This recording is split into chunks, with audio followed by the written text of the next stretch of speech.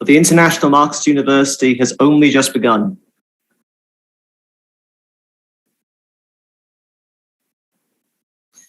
And we're very excited to introduce you to this session on Marxist economics.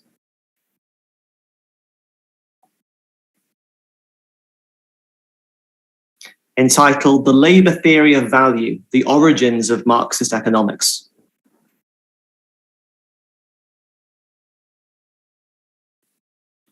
The labour theory of value and Marxist economics in general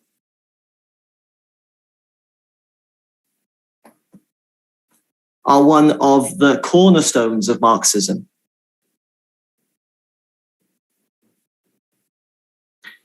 And with the world gripped by an unprecedented world crisis of the capitalist system,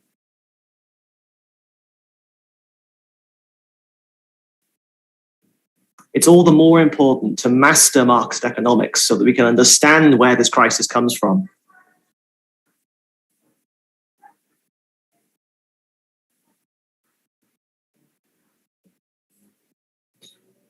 That we can provide an analysis and build a leadership capable of steering away from the exploitation and chaos of capitalism towards socialism.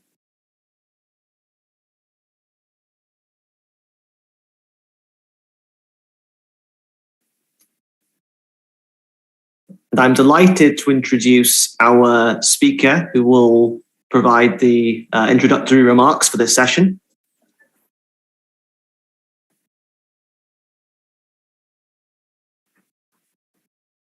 He's the co-author of Understanding Marxist Capital, a Reader's Guide.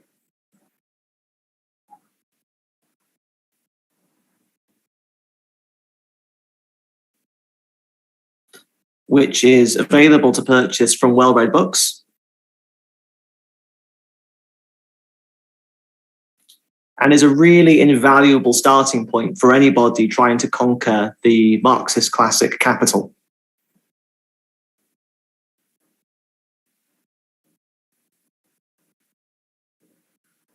Now, you might have noticed that I'm pausing between sentences. And if you just joined us, that's because I'm listening to translation.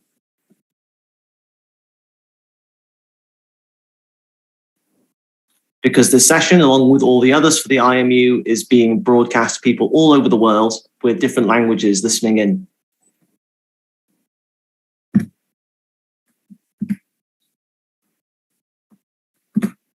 Well, you've heard quite enough from me.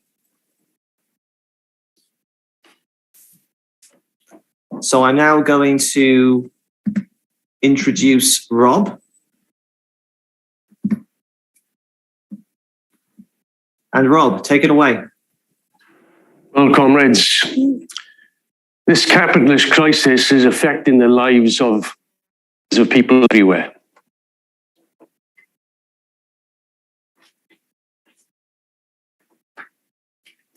And therefore, an understanding of what is going on, an understanding of Marxist economics has become more relevant than ever.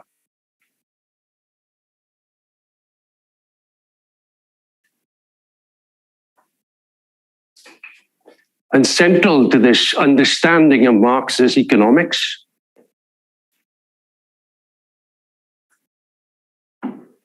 is the labour theory of value. Now, of course, Marx didn't suck this idea out of his thumb, so to speak.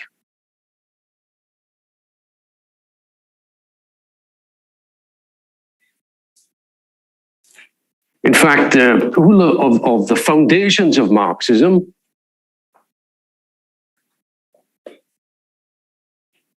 was based on the most advanced ideas of the time.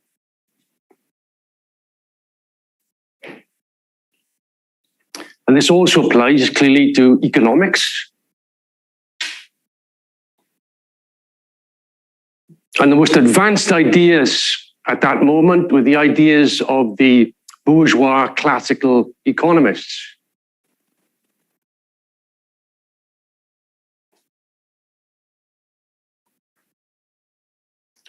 And they were represented above all by individuals like Adam Smith and David Ricardo.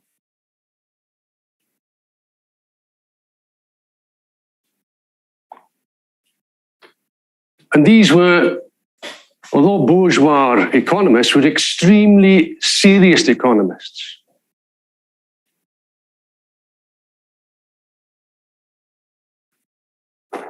Who delved into the workings of capitalism.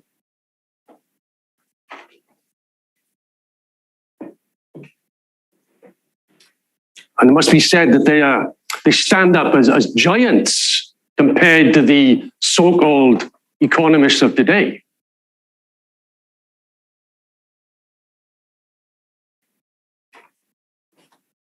Today's professors and professional economists are nothing more than apologists for capitalism.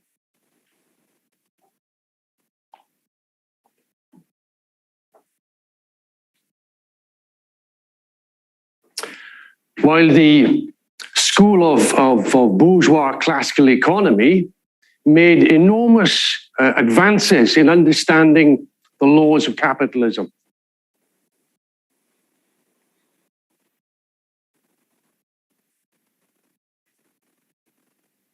And Marx not only admired them, but paid tribute to the work that they had done, the pioneering work that they had accomplished.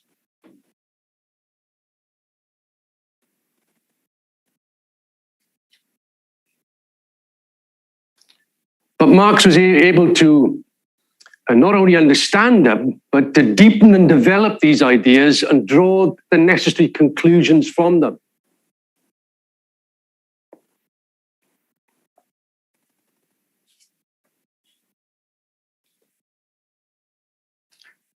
I mean, the main problem, one of the key problems of these classical economists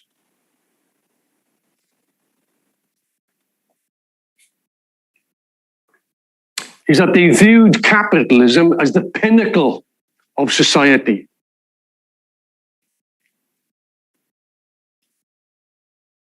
Rather than understand that it was simply a transitory stage in the development of human history.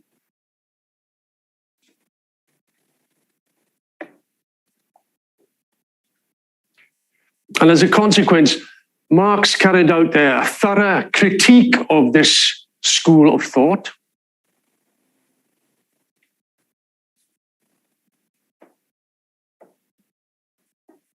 And demonstrated that the contradictions, the internal contradictions of capitalism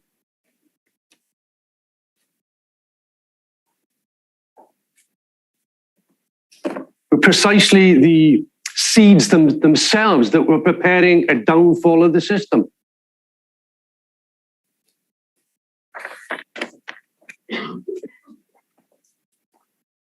Lenin often remarked that the great genius of Marx is that he saw the relationships not as a relationship between things, but a relationship between people.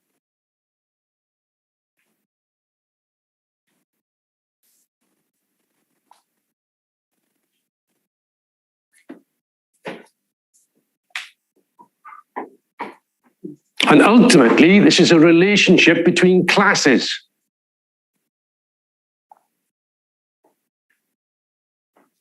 In other words, he was able to see behind the appearances of capitalism.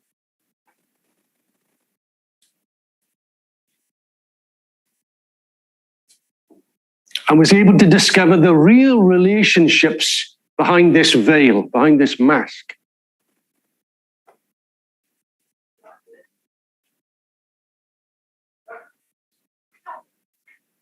Now, the classical economists grappled with this 2,000-year-old problem, the question of value.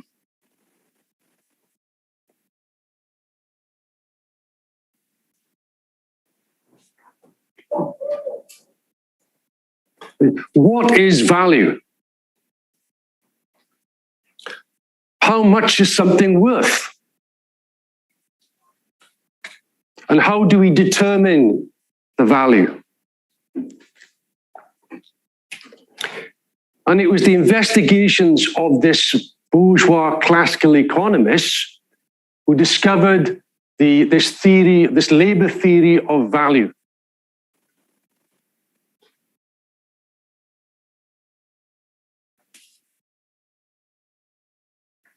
And this became the bedrock of their ideas,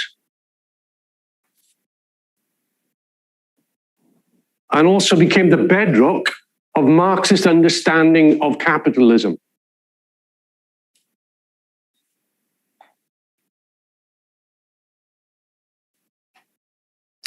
Of course, with the development of capitalism and the class struggle, the ruling class realized that such a theory where the working class would produce the value of society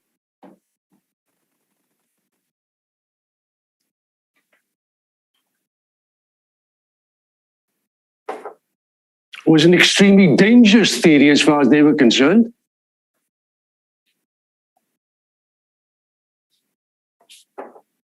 And therefore they abandoned that idea completely.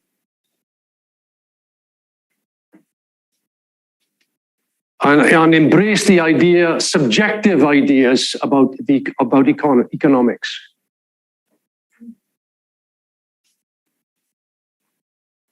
And their theories were there to justify the capitalist system, not to explore it.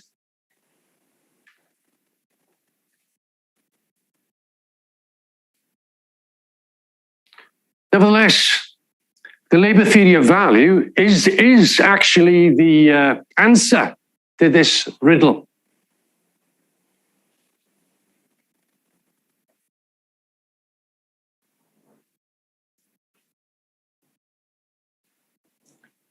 Under capitalism, the characteristic is that there are trillions of commodities exchanged on the world market every day.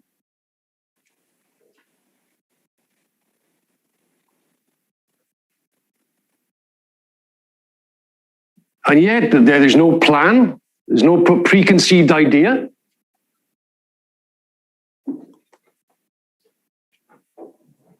In fact, the whole system is anarchic. But nevertheless, the system not only survives, but advances.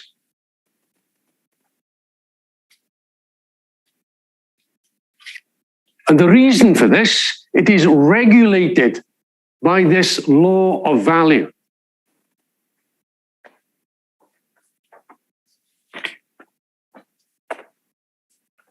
Now, to understand this a bit more, we need to deal with the nature of the commodity.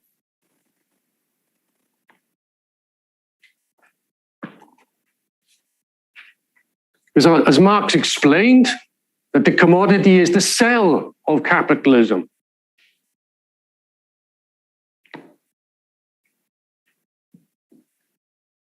And the prime characteristic of the commodity is that it is a product for sale.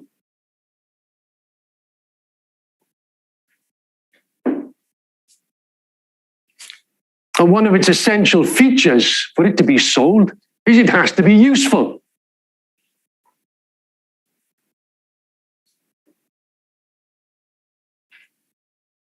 Otherwise, no one would want to buy it. You know, if I was to make a pair of trousers which had 3 legs, there wouldn't be much of demand for this because there's not many people with 3 legs. So it'd be a completely wasted opportunity, wasted labor.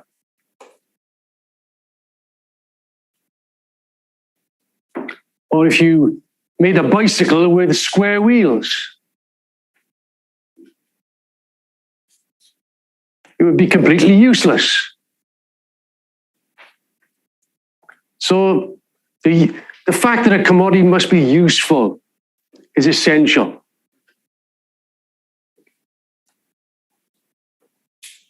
And in fact, it was Adam Smith who gave the name that a commodity has a use value, there's a utility.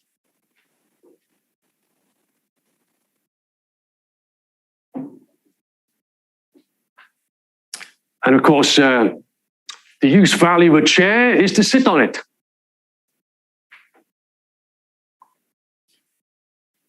The value of a coat is to wear it to keep warm.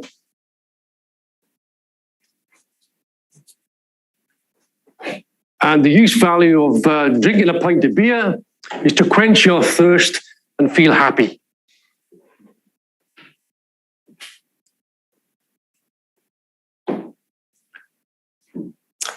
But under capitalism, the driving force for production is not whether things are useful.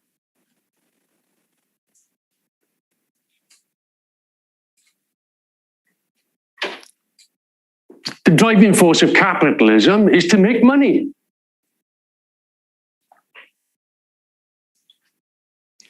So the capitalists don't care what they produce. They're not interested in that as long as it produces money.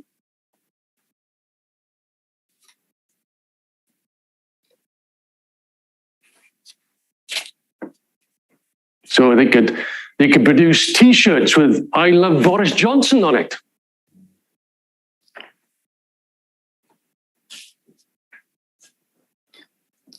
Or they could produce weapons of mass destruction.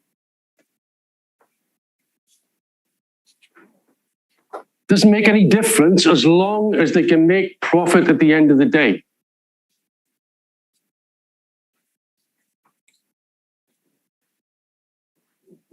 What interests them is exchange value.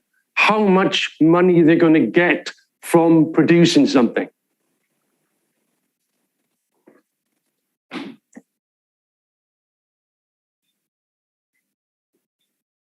So a commodity has these two features. It has a use value, and also it has an exchange value. Now, exchange arises at a certain point in historical development.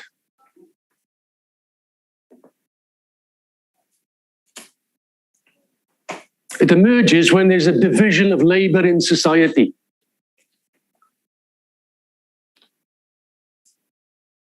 Of course, if there's no division of labor, then there's no need to exchange something. They've got the same things.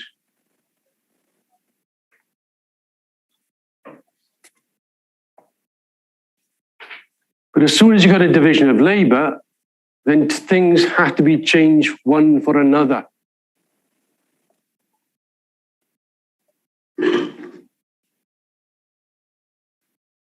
And this is where the law of value begins to operate.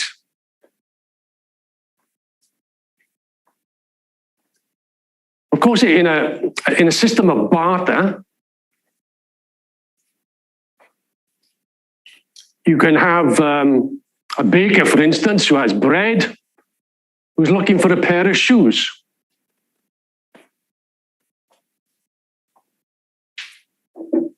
But they have to find a shoemaker who's interested in some bread.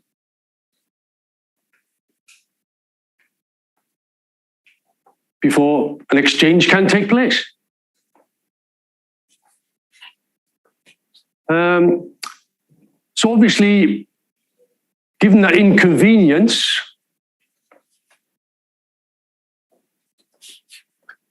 a new factor arises called money, which allows exchange to take place more freely.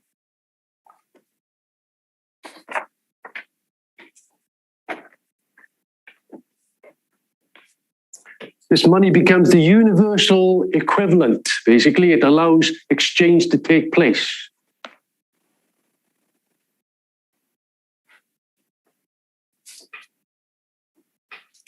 The baker will sell his bread and get some money.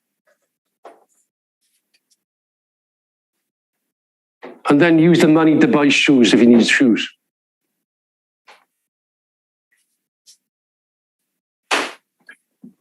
But we have to get behind this.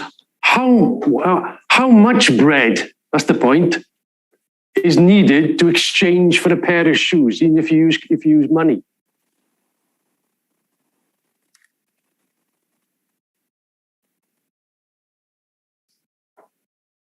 Or how many coats can you exchange for so many bottles of aftershave or whatever you like?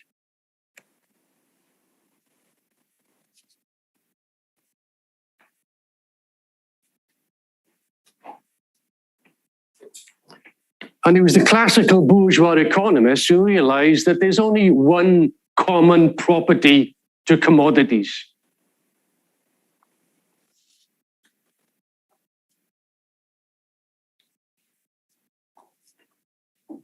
But this cannot be the utility. It can't be the usefulness of something. Because what is useful for one person is not very useful for another.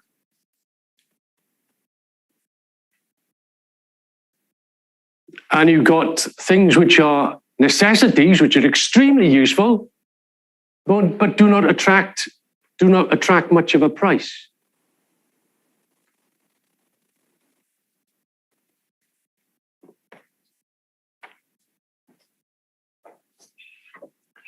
Because if it was based on utility, a loaf of bread would be more valuable than a car.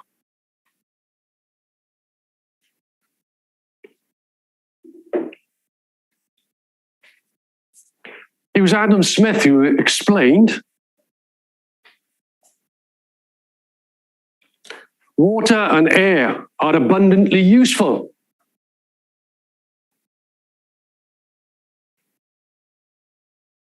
They are indeed indispensable to existence. Yet under ordinary circumstances, nothing can be obtained in exchange for them.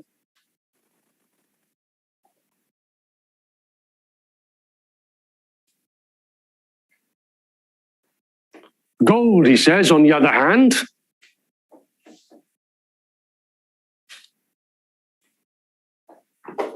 though of little use compared to air and water,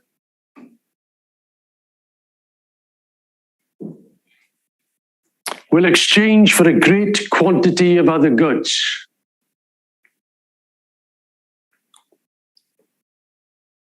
He therefore concludes, utility then is not the measure of exchange value, although it is essential to it.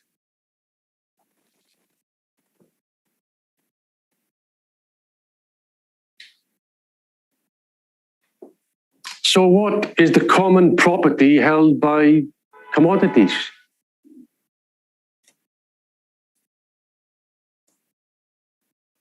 If it's not the utility,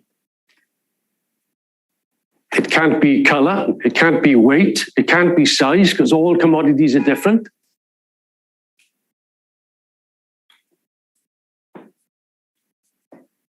The only thing that commodities have in common is that they are products of human labor, nothing else.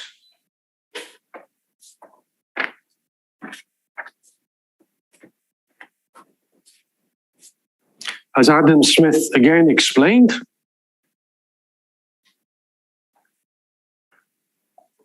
the real price of everything, what everything really costs to a man to acquire it,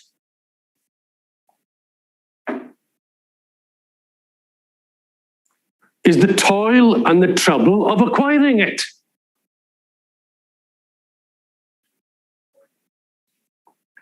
Labor was the first price. The original purchase money that was paid for all things.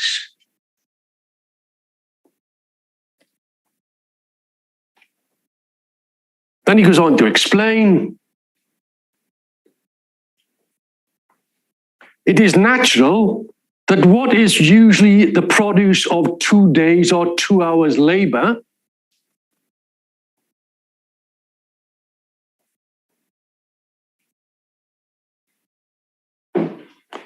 should be worth double of what is usually the produce of 1 day's or 1 hour's labor.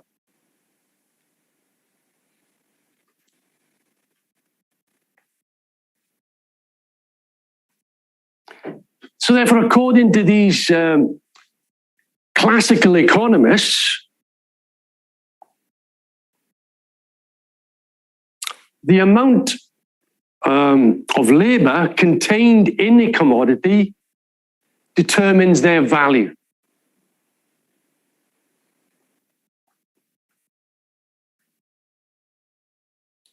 And Adam Smith explained that the measurement of this is the time it takes to produce something.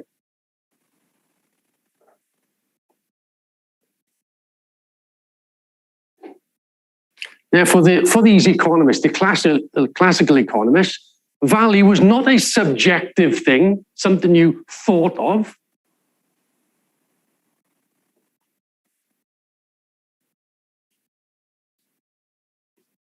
But precisely as an objective reality about the amount of labor time embodied in the production of that commodity.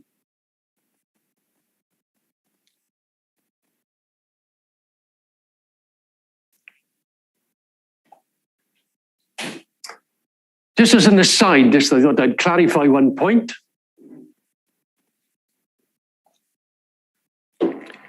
I saw a trade union banner the other day on the internet.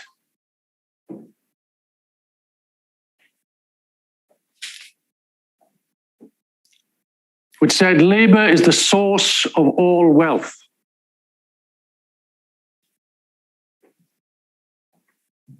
But it's not scientifically correct. Sounds good, but it's not scientifically correct.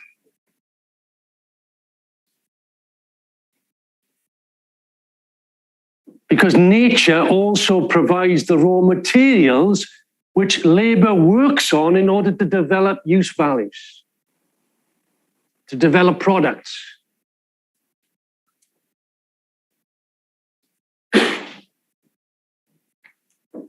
In fact, it was the economist, William Petty, an English economist from the 17th century,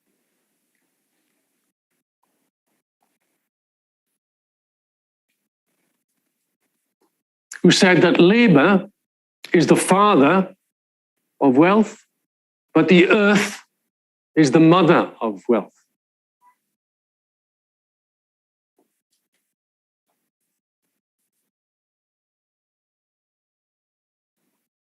But if we return to the theme that we were discussing a little bit earlier,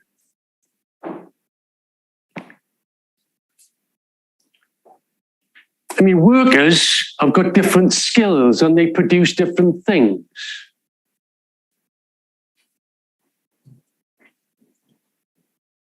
As I said, the baker produces bread, the shoemaker produces shoes, and so on and so forth.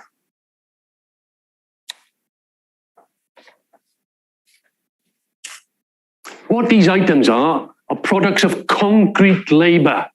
They're specific to the skill that created these commodities.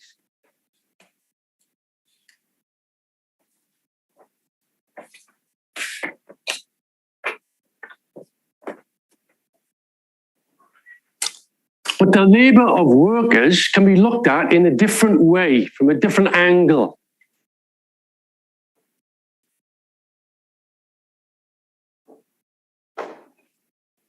Because the labor of these particular workers make up the social labor force of society.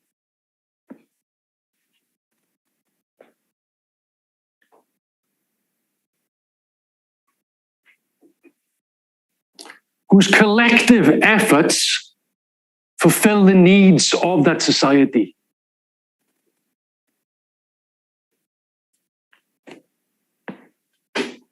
In other words, this particular labor is part of a pool of generalized labor, universal generalized labor.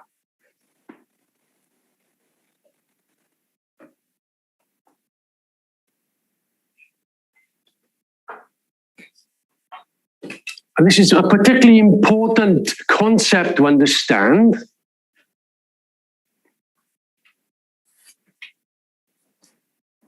Because it is the only way in which exchange can actually take place.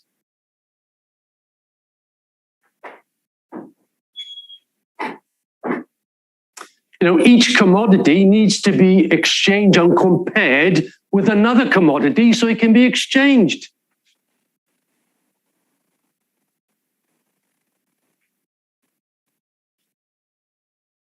And it can only be done, that can only be done if they are the same.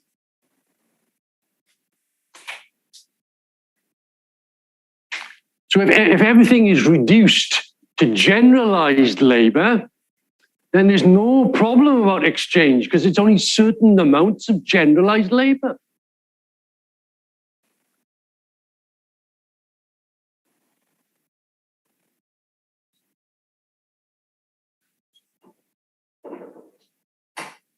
So in exchange, the concrete character of commodities is set aside.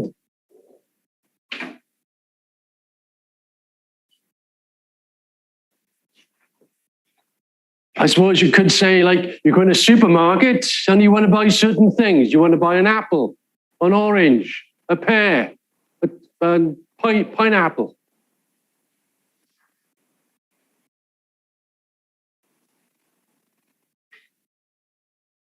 And each of these things have their own particular tastes and properties.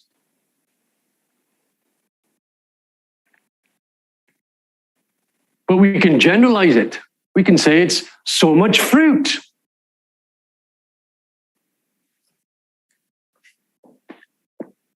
In the same way that we look at in exchange, concrete labor is transformed into generalized, homogeneous labor.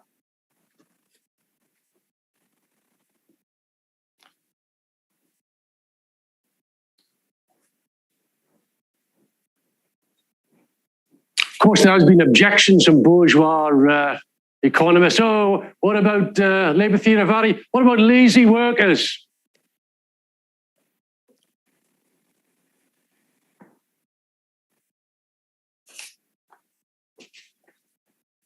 Which obviously, if you think about it, if there's a shoemaker and he starts to make shoes, but he has a cigarette break and a coffee break and every 2 minutes.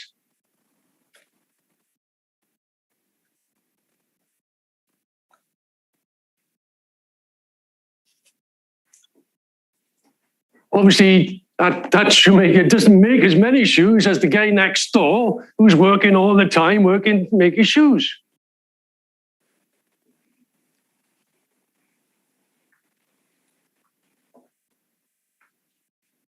And it'd be a silly idea to think that the lazy worker has got shoes twice or 3 times as valuable as the person next door who is produced at the normal speed, if you like, and productivity.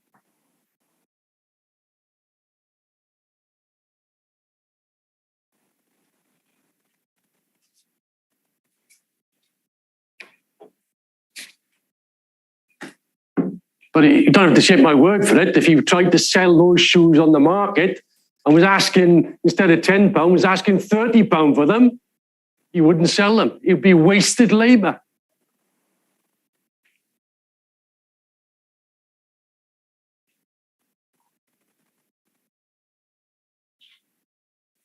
So the labor that makes up the value in commodities is not made up of the particular labor or the individual labor.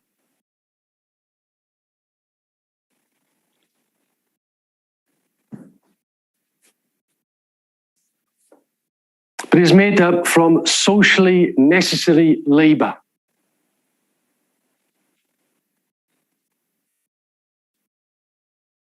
And that simply means that labor which operates under the average conditions, the average productivity of labor and so on at that particular time.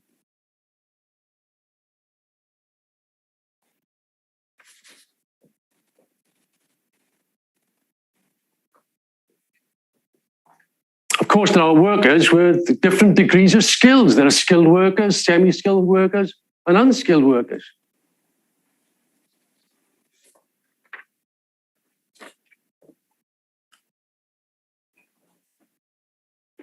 But in exchange, this is all reduced, if you like, to generalized unskilled labor.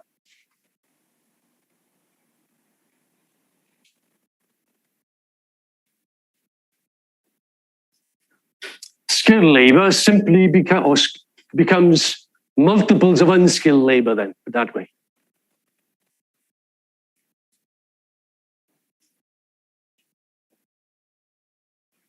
Now, this is not written down anywhere, but it's decided on the basis of the market itself, the demands of the market.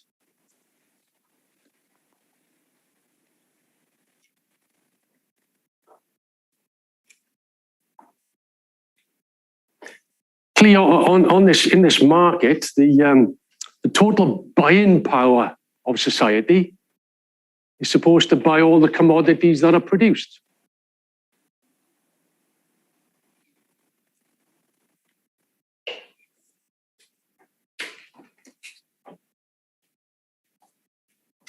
The problem of capitalism that it's not planned.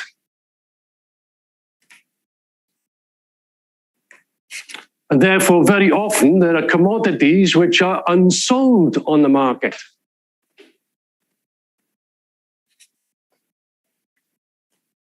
In other words, there's overproduction that's taken place.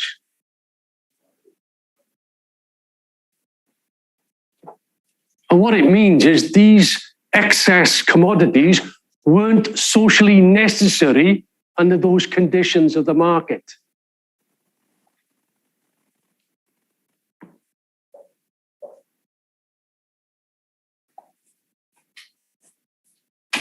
And this is just then wasted labor. If it's not sold, it's wasted.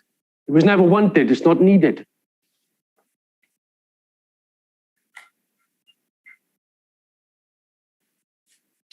And this is how the law of value operates.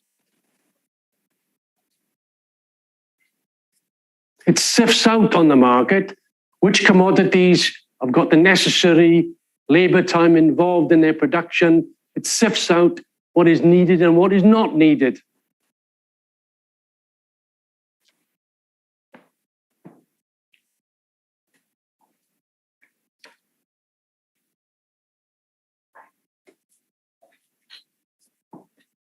I mean, how different this would be in a planned economy, a socialist economy.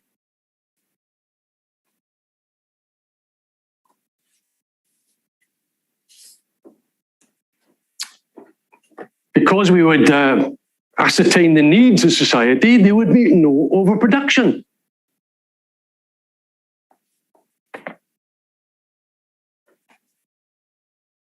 And this would be done in advance. We'd work out what was needed, and we would produce what is needed. It's as simple as that.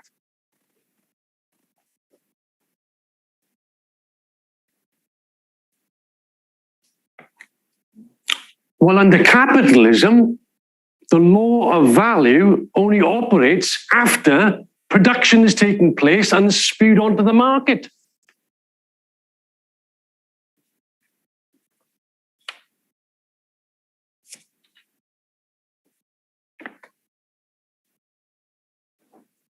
And you only find out afterwards whether those commodities are socially useful or not.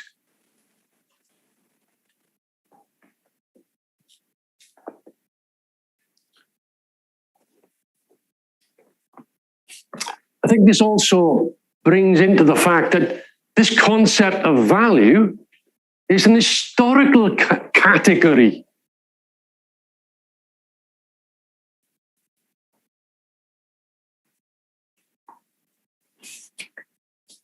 It is linked to commodity production.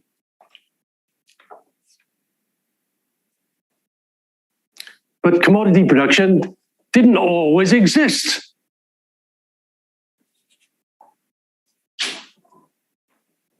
So prior to this, there was no theory of value. There was no value. There was no exchange.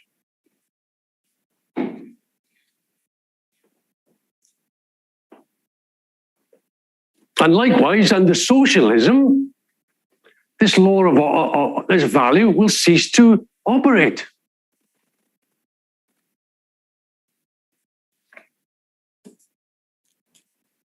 Because you're not producing for the market, you're not producing commodities for the market, you're producing the needs of society, which is totally different.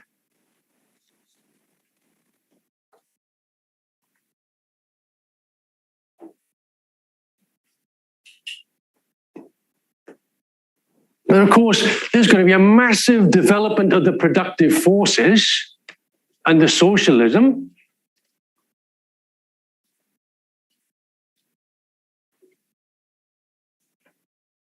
and prices will lose their significance because you're producing so much commodities for people's needs.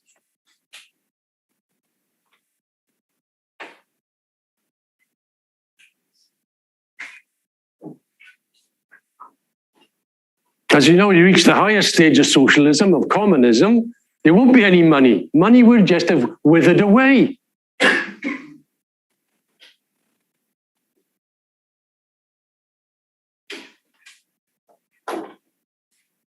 There wouldn't be any working class, there won't be any classes. Presumably, you go down to the supermarket, if supermarkets exist under communism, I'm not sure.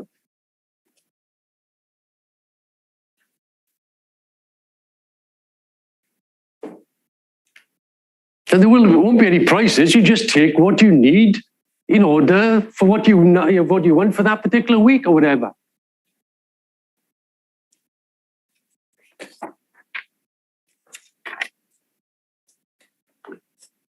I mean, on the broad scale of things, capitalism is there to, through the price mechanism, is attempting to allocate the resources of society.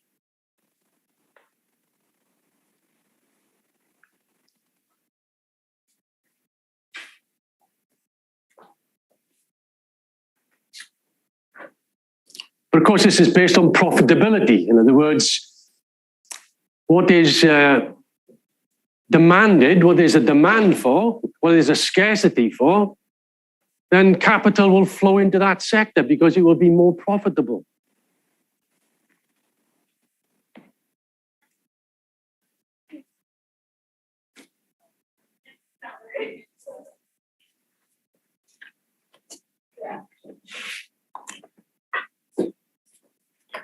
Now, what is socially necessary, which I mentioned earlier, is not fixed, by the way. It changes continually with the development of the productivity of labor.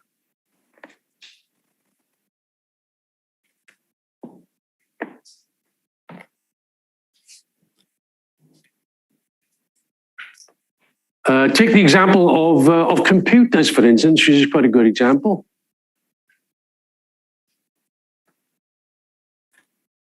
In the 1970s, you had IBM computers, which are extremely big and cost thousands, cost a lot of money.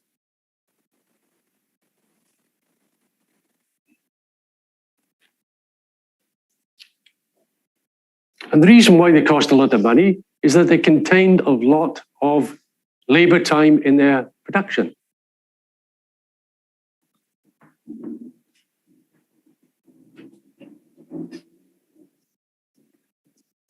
Of course, today you can get a computer for what? $300, £300.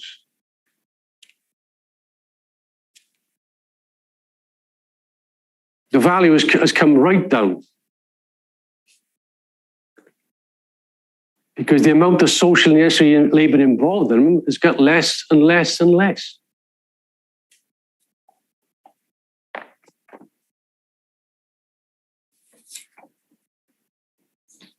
Of course, the capitalists are looking for profitability, and they gain this through increasing the productivity of labor of their workforce.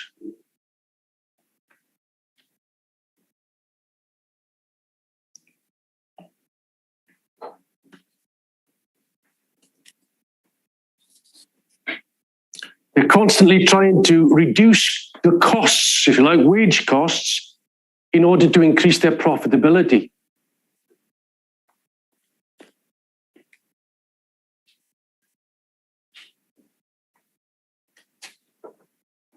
Look at the example of the steel industry in Britain, for instance, or what's left of it.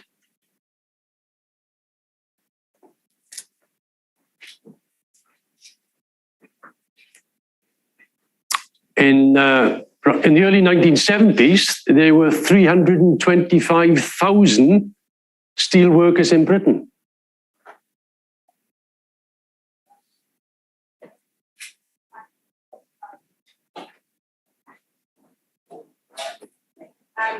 And since that time, there's been the whole of the steel industry has been restructured, they said, restructured.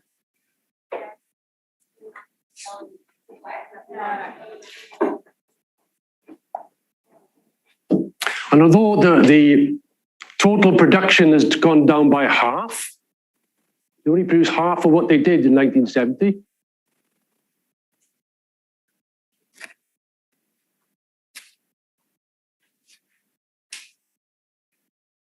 The workforce has actually gone down from 325,000 to 35,000, producing half of what the previous figure produced.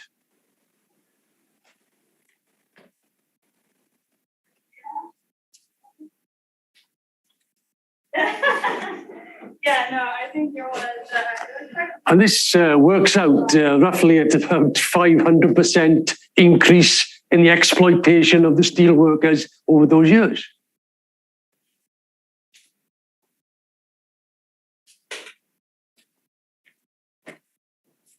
Of course, this didn't solve the problem. They still closed the steel industries because there's a world glut. It shows the anarchy of capitalism.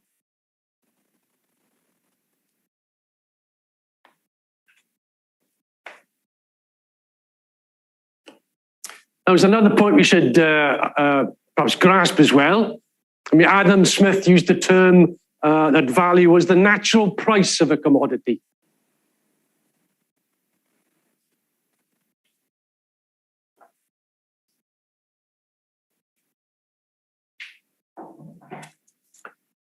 But they said there was a market price. There was the value price, which was the natural price, and there was a market price, the thing you paid for in the shops.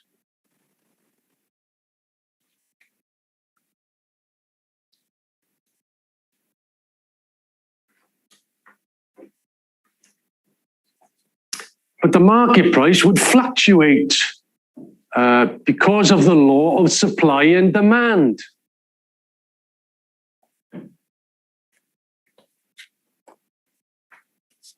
But it would fluctuate around an axis, which was the value of the commodity.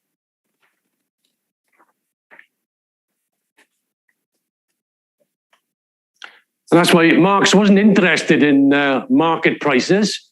He wanted to get the root of the question, which is the value of a commodity around which the prices oscillate.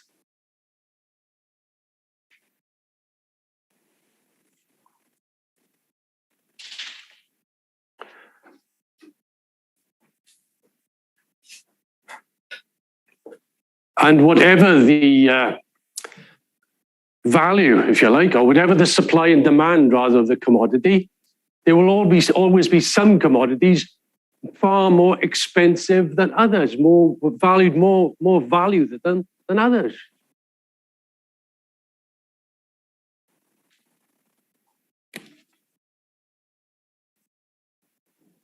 For instance, the price of a car will always be more than the price of a television set, for instance.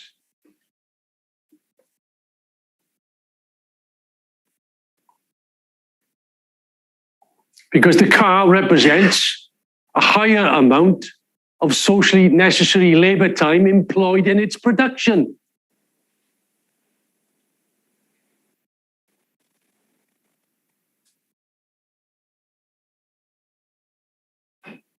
Compared to a television, for instance. But certainly value is the key to understanding, is the bedrock, if you like, to understand these economic concepts.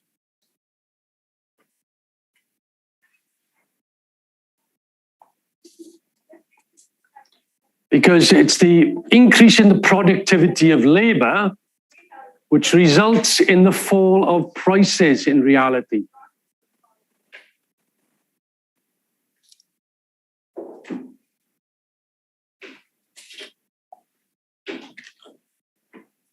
The fall in the price of computers was nothing to do with supply and demand, and everything to do with the amount of socially necessary labor gone into it, which is less and less and less.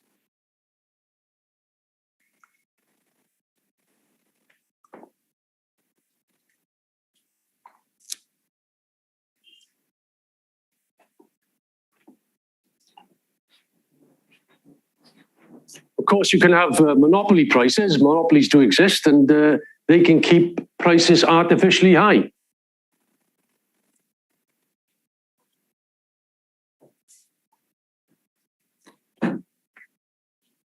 And as a result, they can create, or they can have monopoly profits.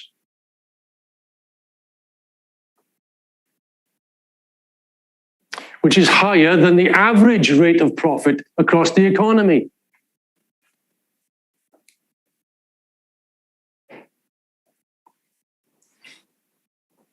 But the monopoly capitalists can only get this advantage by decreasing the average of the rest.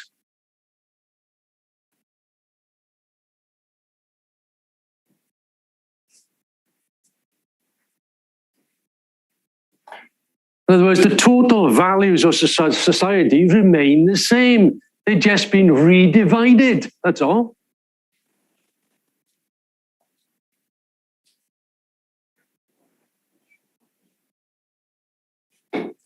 Now, the labor theory of value allowed Marx to revolutionize economics.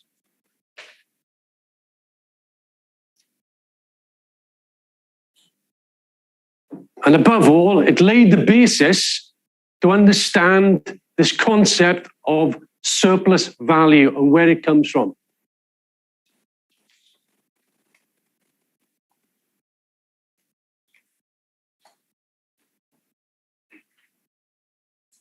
Money, after all, is invested by the capitalists, and at the end of the day, they get more money in return.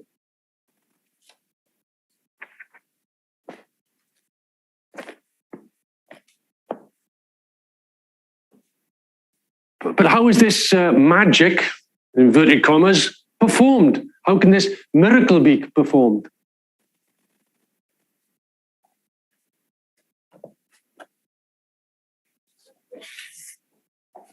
Clearly, surplus value doesn't arise from selling things or buying things cheap and selling them dear.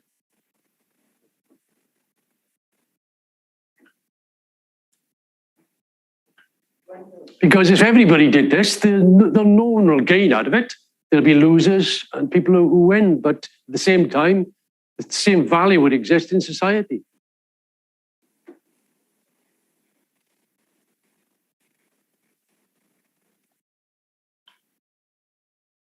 For instance, if I had a bicycle which is valued at £15,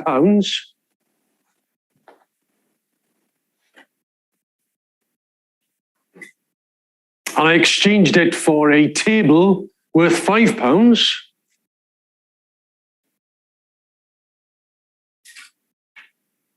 the values would change. I'll be left with less, and the person who bought my bike will have more.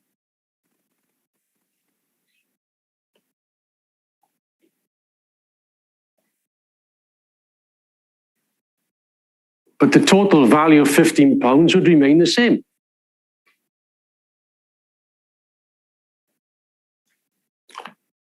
The bourgeois economists at the time of Ricardo and Smith explained that commodities exchange at their value. That's the point.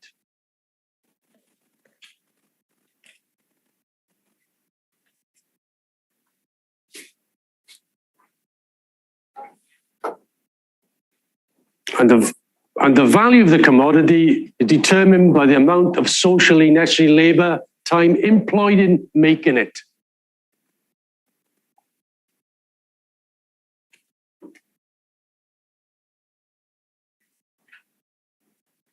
So if commodities are changed on an equal basis, how does inequality come about?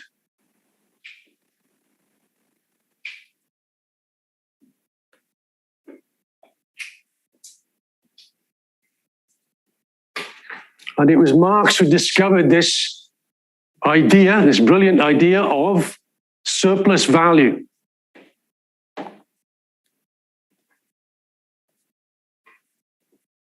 But to do it, he had to understand a particular problem, a way of looking at things.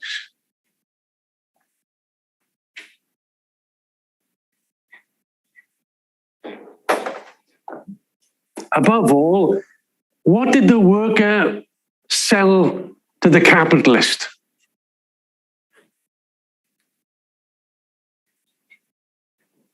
After all, the worker has no means of production. The only thing a worker has is the ability they have to work, and that's what they sell.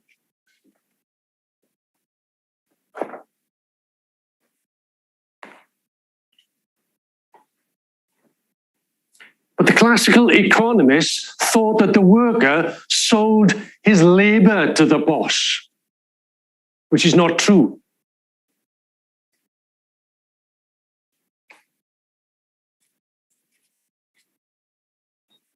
What he sells to the boss is his capacity to work. In other words, his labor power, as Marx explained.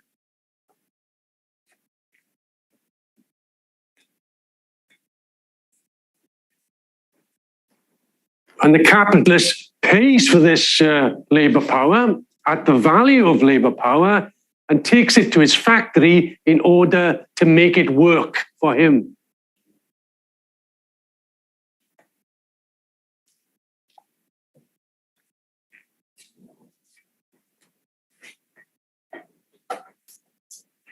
And the surplus value is the difference between what the worker receives in wages and what he produces in values in the factory.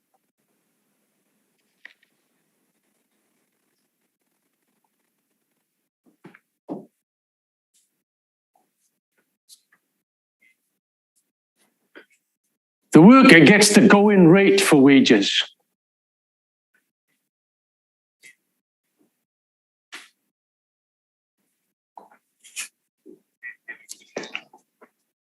He gets the full value of labor power. Just like other commodities are sold at their value, so is labor power.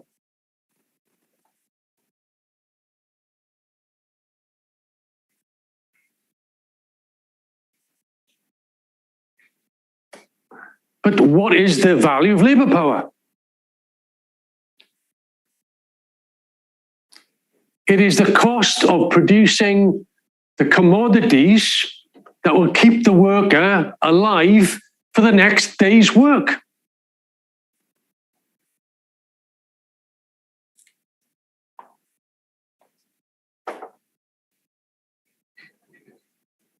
And what we mean by that is there's enough money to be able to get the necessities of life, to pay the rent, and to bring up a family, the next generation of workers for the capitalists of the future.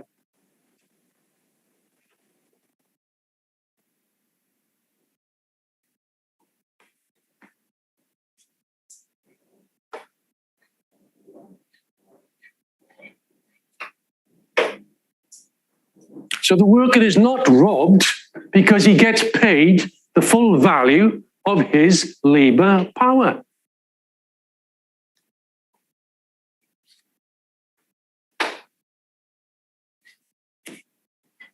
He is not robbed and he's not cheated.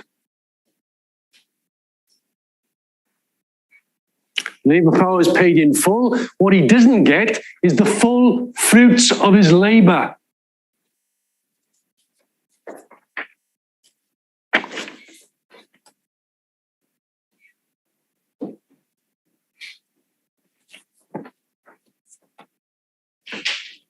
Of course, in real life, workers are swindled, that's for sure.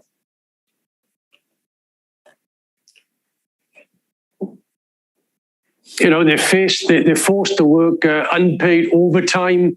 They don't get their wages on time. A whole number of tricks that the employers pull in order to shortchange the worker.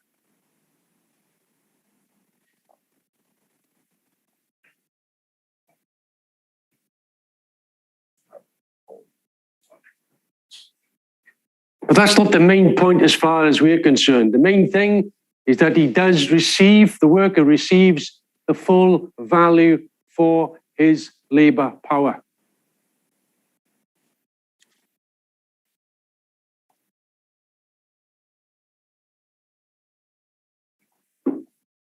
Of course, like other commodities, the value of labor power can be pushed down below its value, or it can be pushed above its value, depending on the class struggle.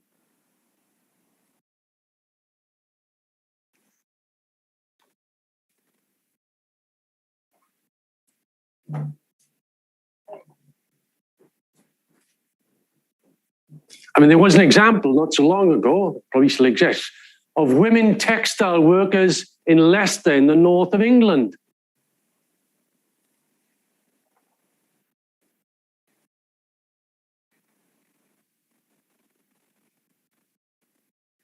And they were being paid £4 an hour, which is half the minimum wage in Britain.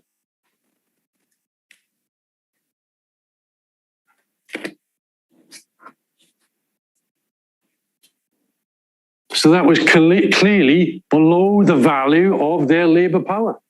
That's clear.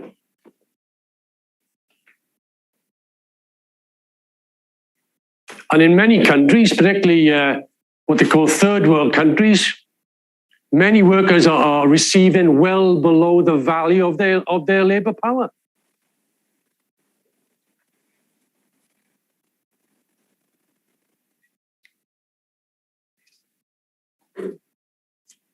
We know that because they are in conditions of poverty and starvation.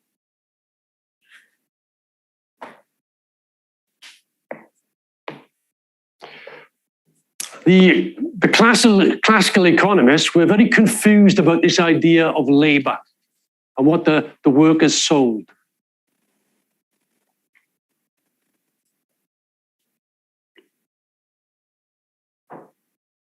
They made the mistake to say that the worker sold his labour to the capitalist, which is not true.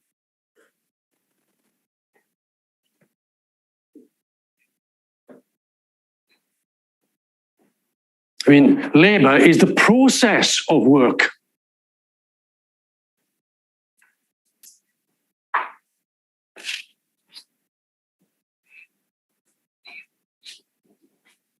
But labour power is the capacity for work, which is entirely different.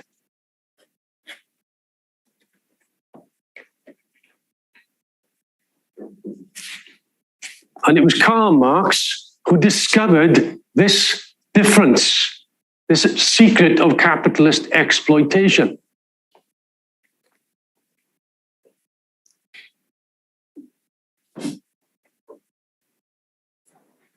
And in particular, Marx understood that this labour power was completely different from other commodities ever produced.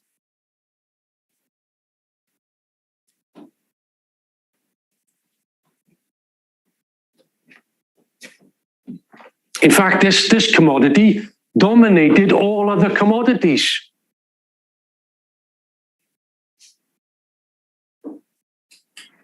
Insofar as it could produce more value than its own value.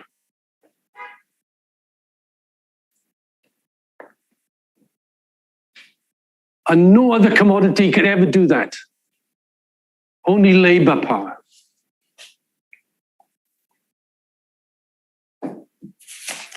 Of course, the value produced of a worker can be measured over the working day.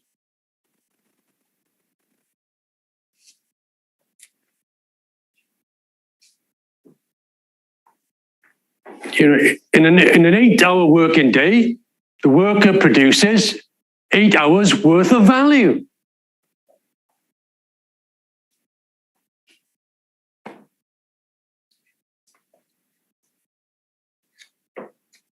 But the worker does not receive in those 8 hours the 8 hours value he creates. He doesn't receive it, because if he did, there would be no profit.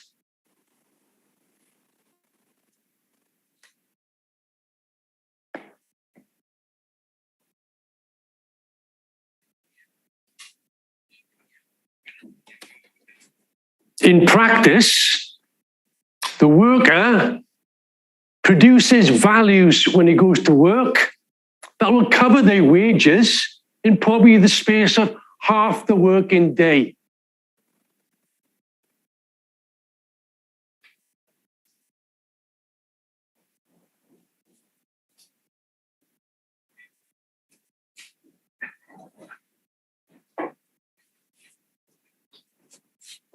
So in other words, an 8-hour working day, the worker would cover his wages or her wages within 4 hours.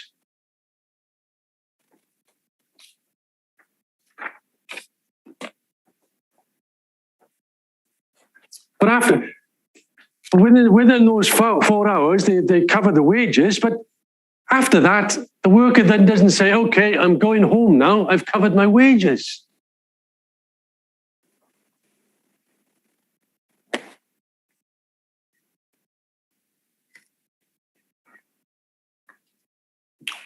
The capitalist says, hey, I've got a contract with you, and you have to work 8-hour shift, not 4, and therefore continue to work.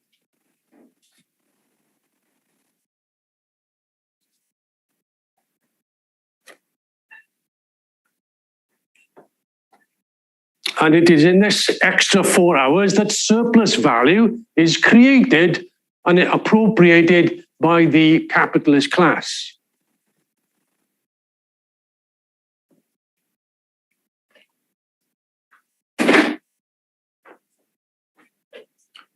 Therefore, we can divide the working day into 2 halves.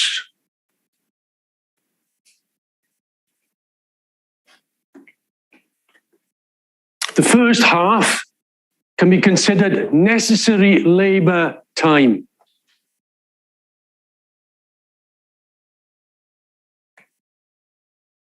Which in this case of 8 hours will be 4 hours labor time. And the remainder would be surplus labor time in which surplus value is created. Again, 4 hours.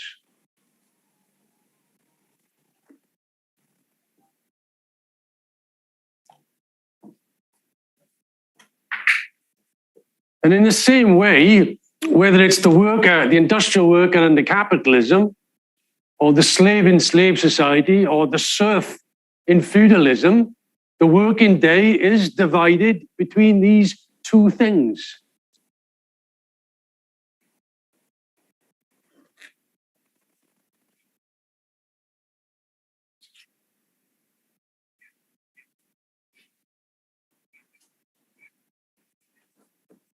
Probably the clearest example is obviously feudalism, because the serf would work 3 days on the lord's land and 3 days on his own land.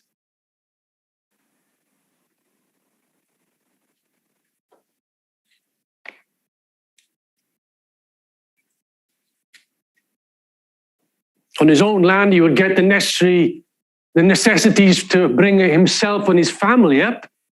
And the 3 days on the Lord's land would be surplus labor.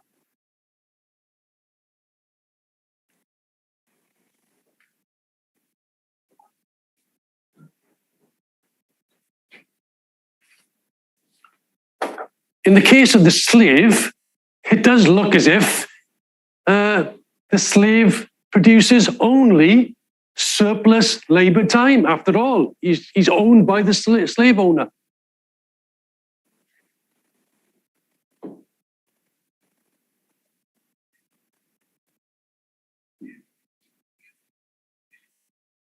But this is an illusion, because the slave also has to eat and drink and get the necessities for him to survive.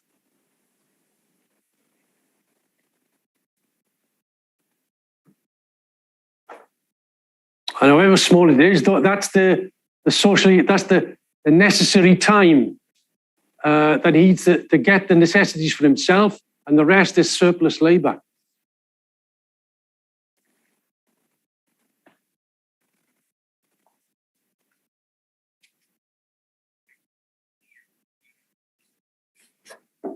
And under capitalism, it's true also that the worker, relationship with the worker and the employer and surplus value is disguised.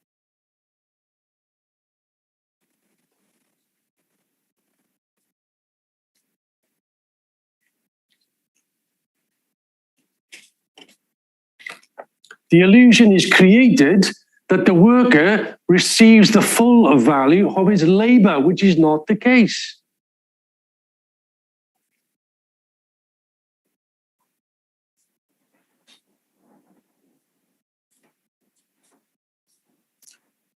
So under capitalism, you could say that the commodity is made up of a number of elements.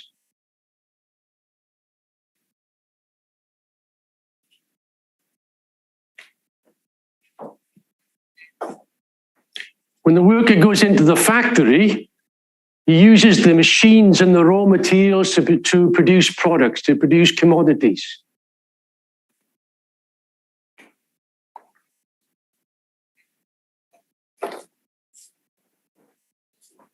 But the value of the commodity is made up, firstly, of the raw material values and the depreciation that is transferred into the new commodities.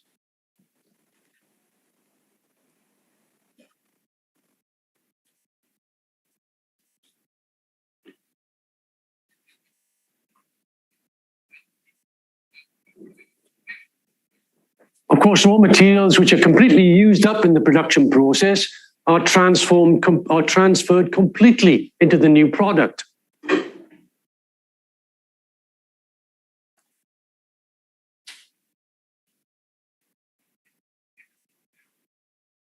But when it comes to fixed capital like machinery, it's only over a period of time that small pieces of the machine, if you like, of the value of the machine is worn down and transferred into the new products.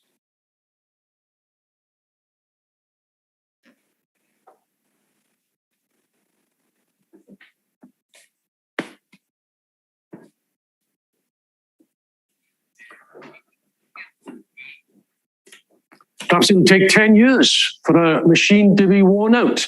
So over that period, a certain percentage, 10% a year, of the value of the commodity of the machine would be transferred into new products before the machine is scrapped.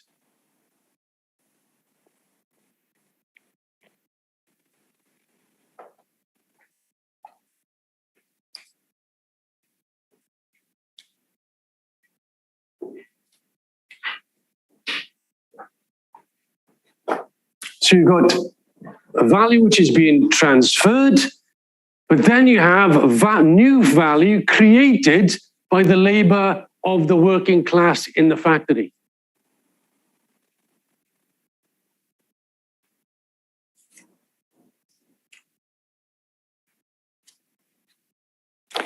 And this new value would cover the workers' wages,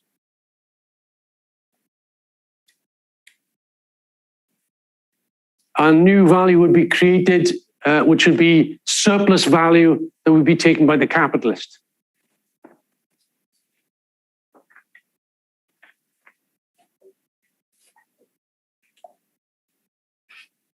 The raw materials and the machines and the buildings that is used by the capitalist, Marx called constant capital.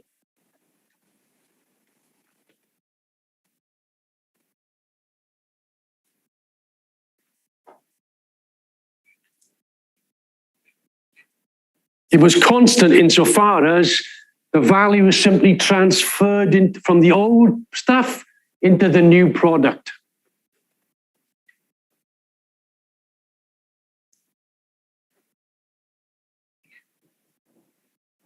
But Marx called the capital which covered wages, he called it variable capital.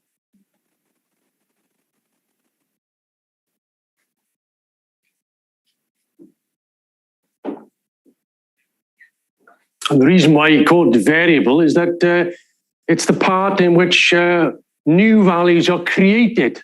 It varies, it increases value.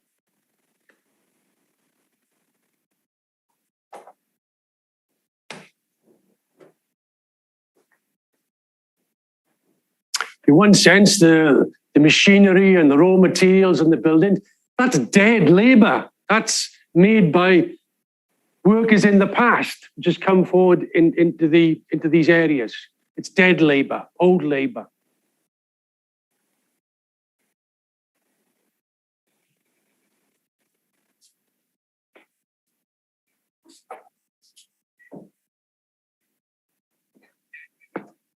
Yes, it was manufactured by previous workers, put it that way.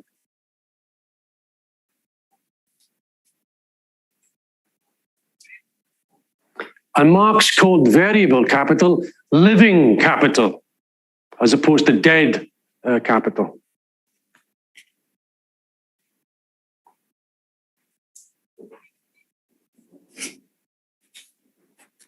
And dead capital, or dead labor, as it should be called, is static, if you like. Machines and raw materials can lie idle for as long as you want. They won't add any new value. In fact, they will deteriorate.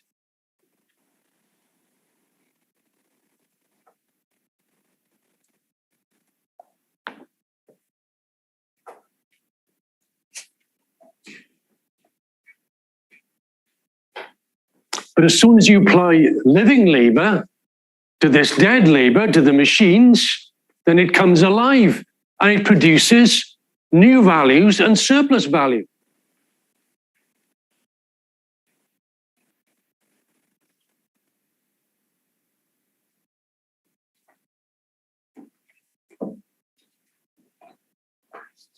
I haven't got a board behind me, so I want to give us the simplest example I can give to illustrate the process.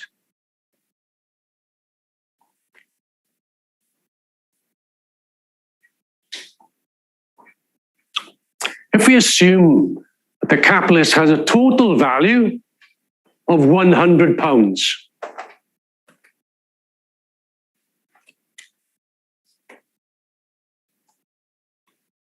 I mean, it could be €100, $100, it doesn't matter. Just we'll call it £100.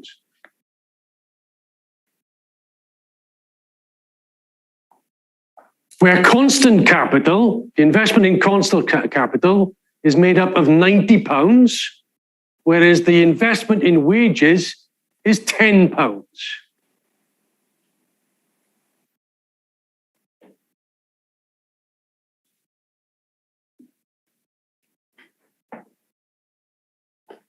Now, let's say after a working day, the worker produces an extra £20 of new value.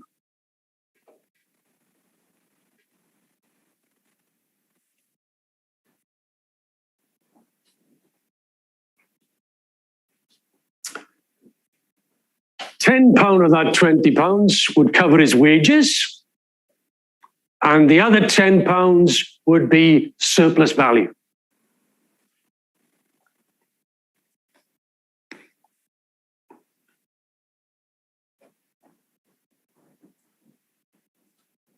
Now, this would allow us to calculate, well, first of all, the rate of profit of a company.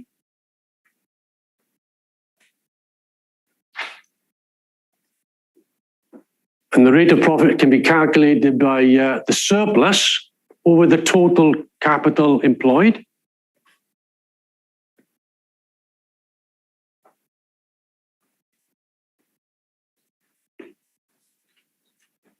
So if the surplus is £10 and the total capital is £100, then you can see that the rate of profit is 10%.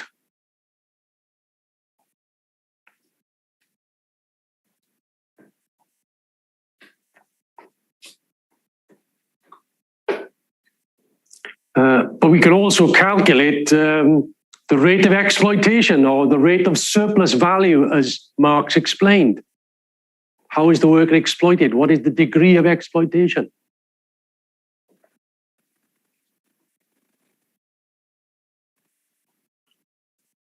And this is a different formula. This is the surplus created by the working class, or the worker, over the wages, the variable capital that the worker gets.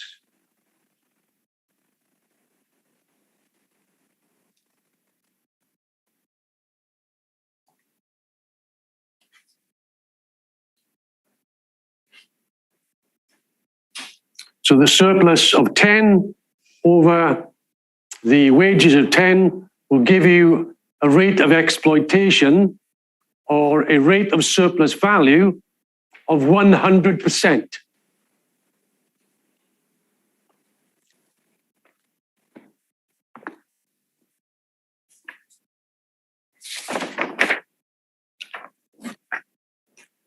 It must be stressed to think that surplus value can only be created in production and not in circulation.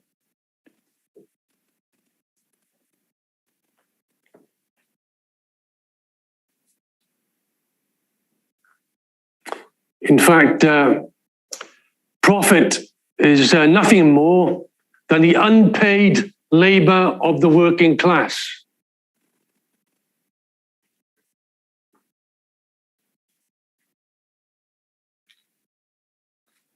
Although I did see, I think a meme, is it? I think you called it a meme. Yesterday, which said that profit is the unpaid wages of the working class.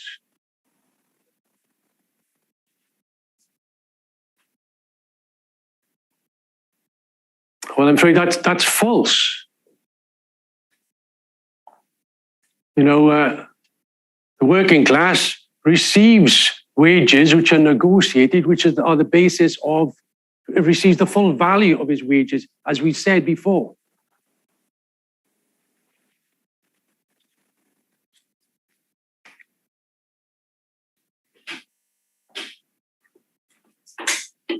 He receives the value of his labor power, that's all.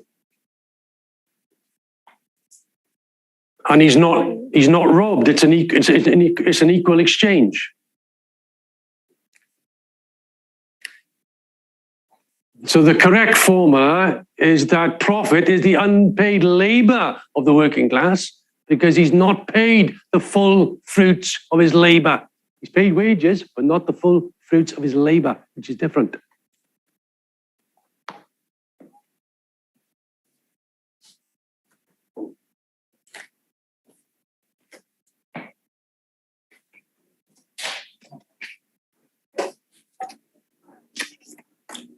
And as far as the class struggle is concerned, really it can be defined as the struggle over the surplus value produced by the working class.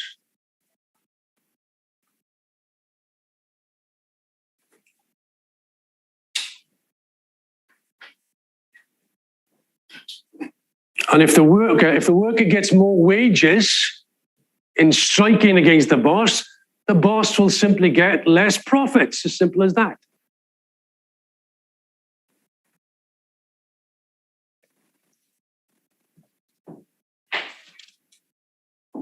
And vice versa, if the boss gets more profits, the workers will get less wages.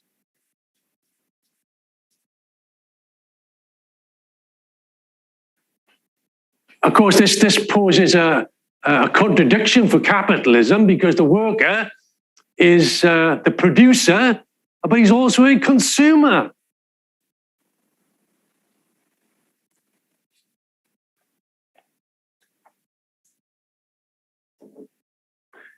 And if the worker doesn't receive the full value of his labor, which he doesn't, he's not able to buy back the commodities that they produce.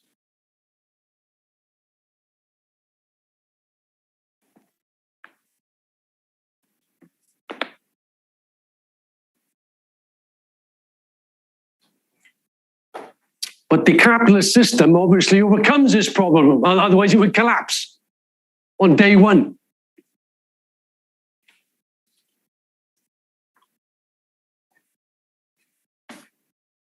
And clearly the capitalist economy is divided between means of production producing consumer goods and means of production producing capital goods.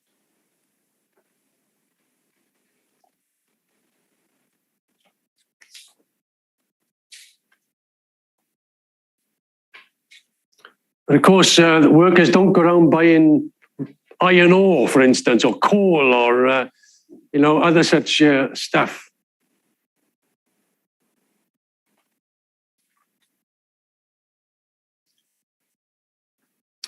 So what happens is the capitalists take the surplus value extracted from the labor of the working class and invests it in more means of production.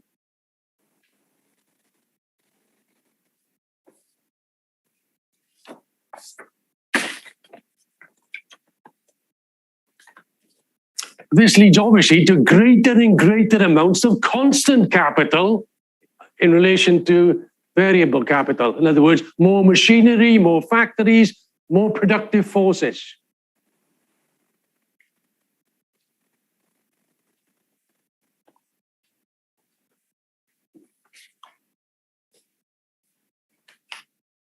But this allows a huge increase in the productivity of labor.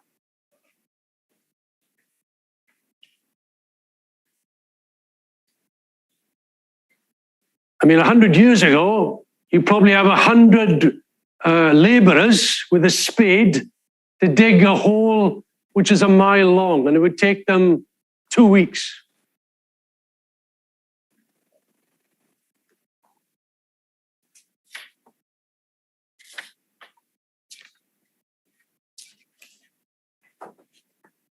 But today you get one worker who has a mechanical excavator, digger, and he will dig that trench a mile long in what? 2 days? One worker using that machinery.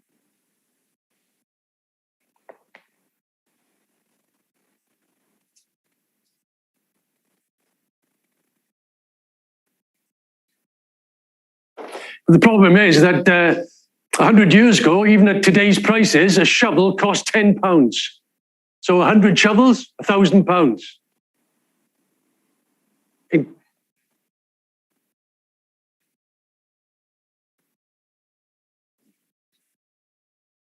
Whereas one worker who's got a mechanical digger will cost £100,000.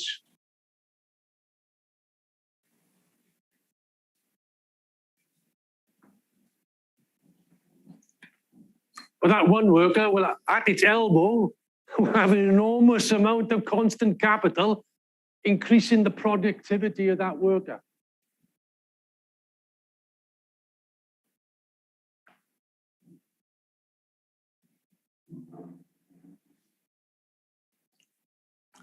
The problem is that surplus value only comes from the labor of the working class.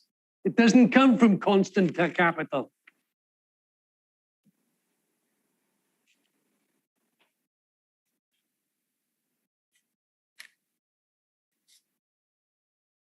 So you find that over time, with the buildup of constant capital, there's a tendency for the rate of profit to fall.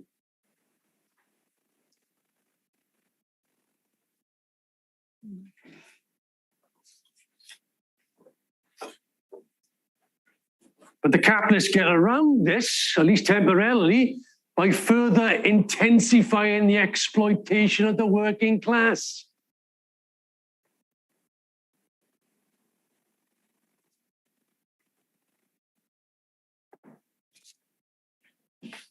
He extends the working day, although unfortunately there are limits to that. There's only 24 hours in a day.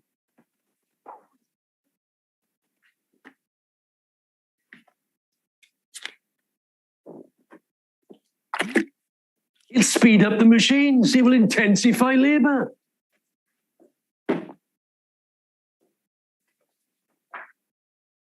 And in that way, the tendency will be pushed back.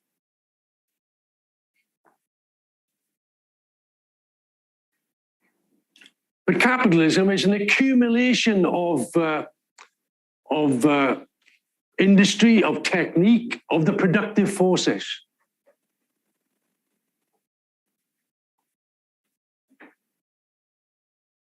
But with this development comes concentration and centralization of capital.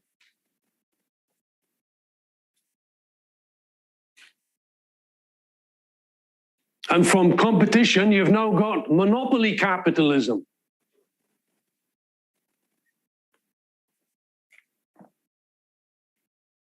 And of course, the problem with capitalism is that it produces without any knowledge of how much it can sell, and therefore goes into overproduction.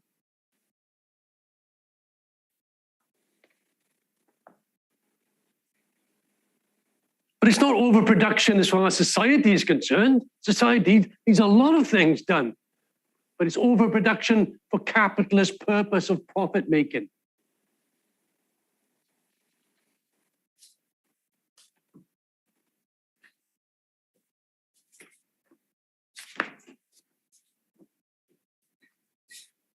And now we've seen over the last 10 years, deeper and deeper crises of the capitalist system.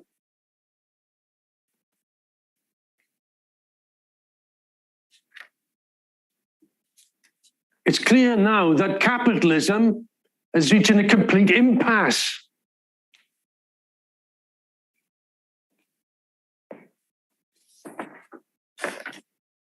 It cannot develop the productive forces as it did in the past.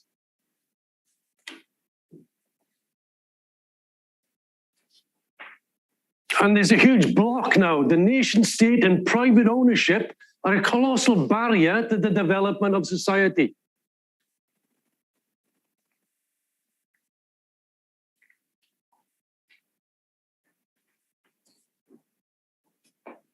And as Marx explained, when a society is incapable of developing the productive forces, then revolution's on the order of the day.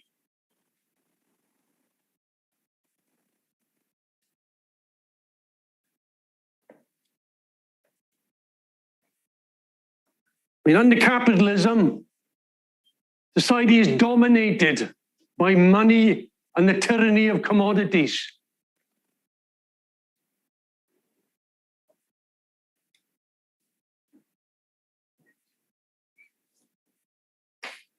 Most people do not understand this contradiction they face.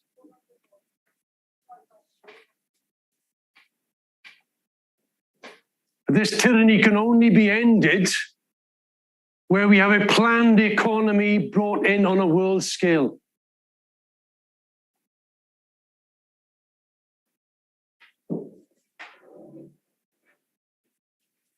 Where we have the rational planning of resources internationally to fulfill the needs of society.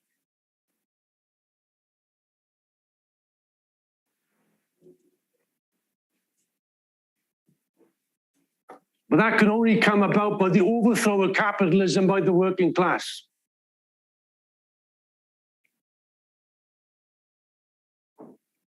And in doing so, in the words of Engels,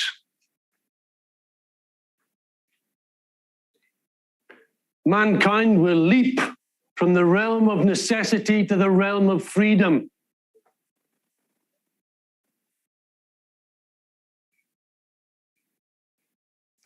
And from the realm of freedom to the realm of superabundance and the end of poverty and squalor of the masses of this world.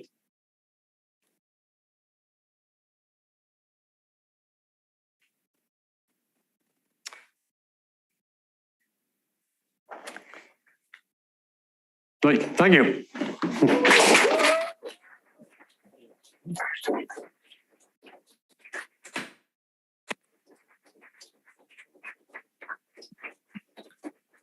All right, thank you very much, Rob. I think we all agree that was an amazing, fascinating, and inspiring introduction to this topic.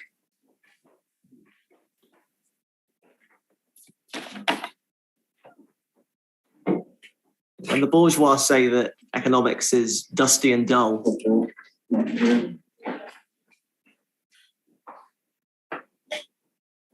they can't be imagining a dynamic discussion on Marxist economics like we just watched.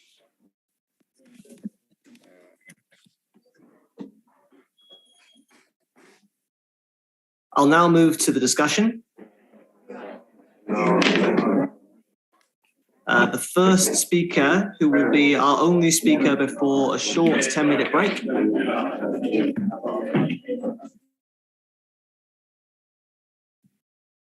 will be Fredrik Albin Svensson from Sweden.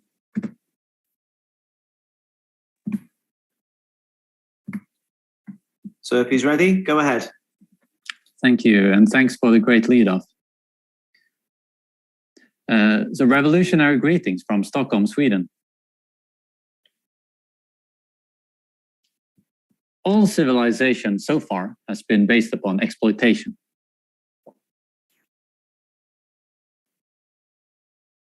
Upon one class in society extracting the surplus labor of another.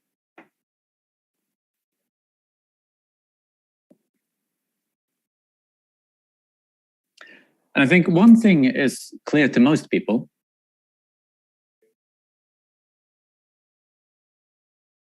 A slave master would only keep a slave if he got more out of it than he gave the slave to eat.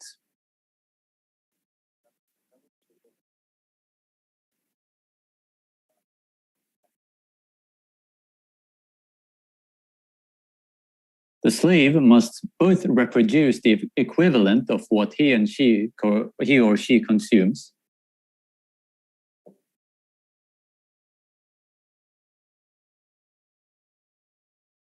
and produce a surplus for the slave owner.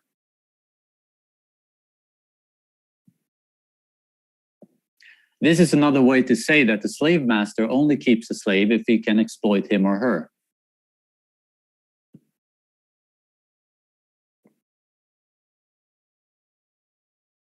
And I also think no one would question that a feudal lord would only keep a serf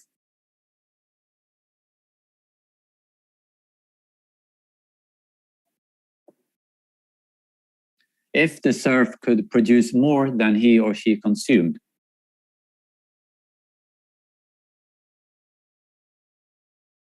That is, if the serf could produce a surplus and be exploited.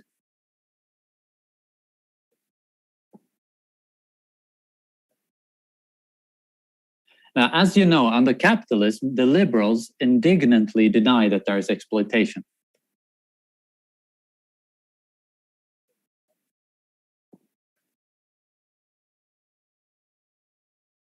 But I mean, the most self-evident fact of the system is exactly this.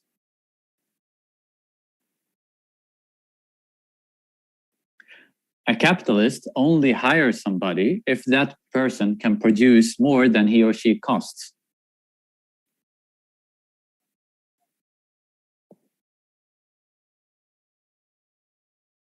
Otherwise, the capitalist makes no profit.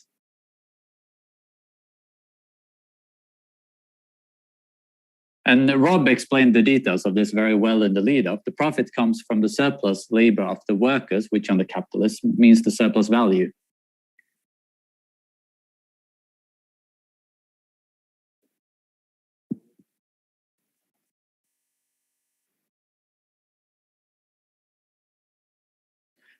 And you might remember that last summer, the Amazon boss, Jeff Bezos, he decided to fly into space.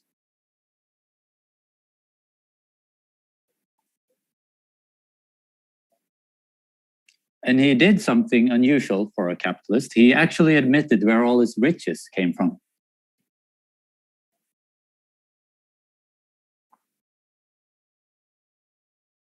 He said this: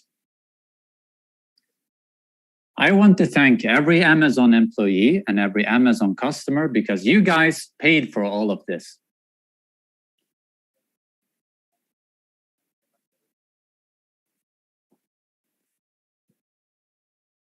And this, it created a lot of anger, actually.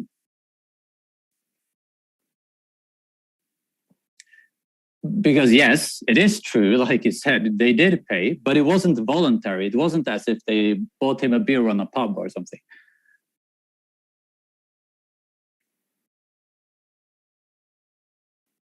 But it was through their sweat and tears. These workers had no choice but to allow this gangster to exploit them.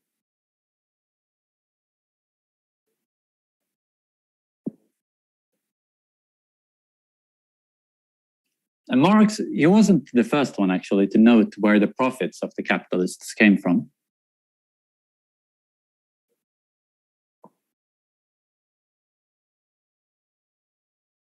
But he was the first to manage to explain it scientifically.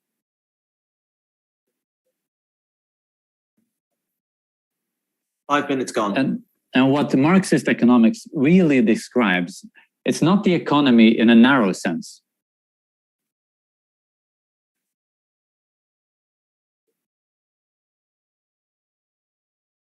What it describes is the living organism of capitalist society.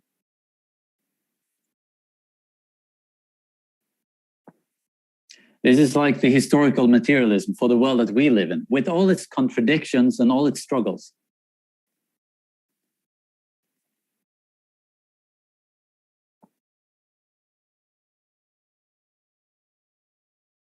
I think you get a lot better understanding of this world of 2022 by reading a Marxist Capital than you do by reading the news.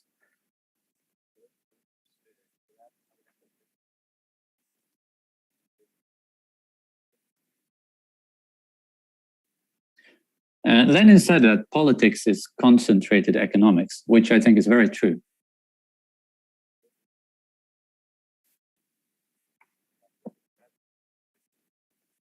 In the post-war period in the imperialist countries, you had a massive growth of the productive forces, and this was sufficient to increase the surplus of the capitalists and the standard of living of the workers.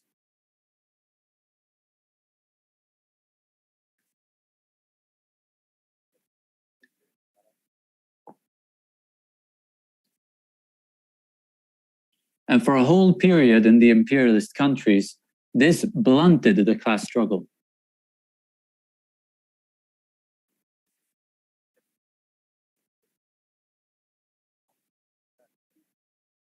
Among many workers, it created illusions in reformism and in capitalism.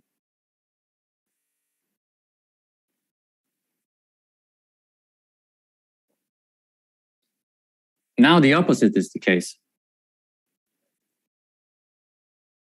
Because somebody has to pay for the crisis of the system. You know, the reformists, they like to find compromises where everyone is the winner.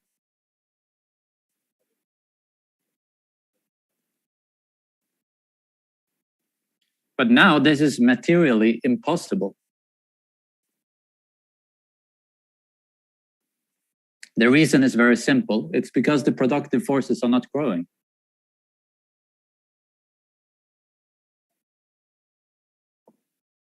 And this means that the fight over the value created by the working class becomes more intense.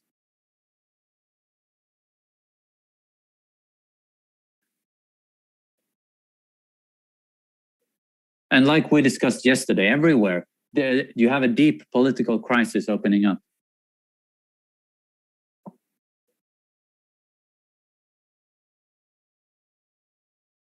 So you get intensified struggle between the classes.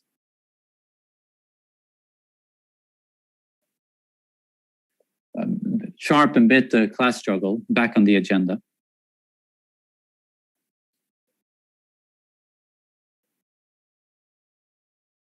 But you also get an intensified struggle within the classes, specifically within the ruling class.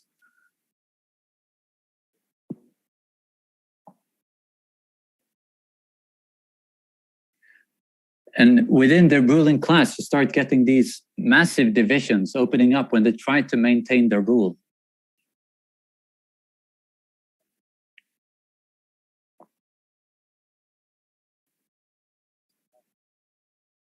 And they try to maximize their share of the surplus value. I think these two things are very much connected.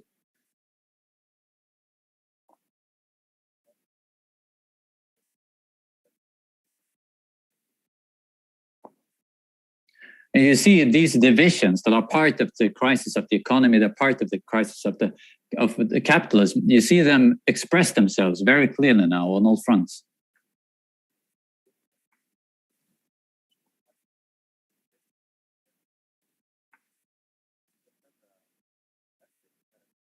You see the divisions between different imperialist blocs, which are reaching a qualitatively new level with the current war in Ukraine.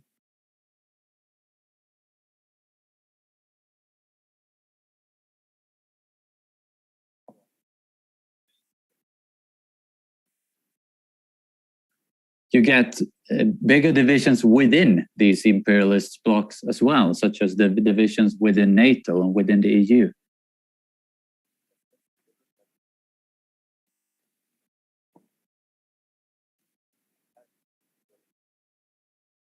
You even get massive divisions within the countries themselves, where you see different parts of the state go to war with different with each other.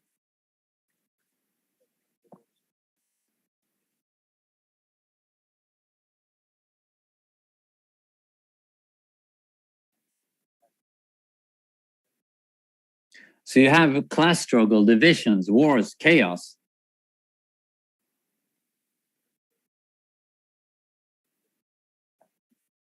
And this expresses, and it's part of the economic development, that it's part of the crisis of capitalism.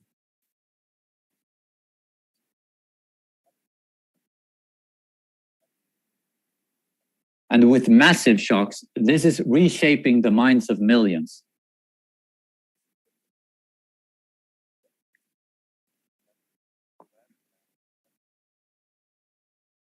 It's putting revolution firmly back on the order of the day in every country on earth.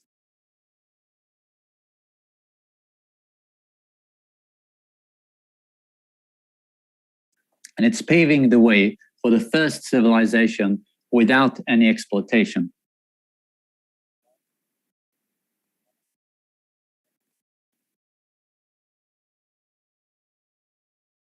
It's paving the way for socialism. Thank you.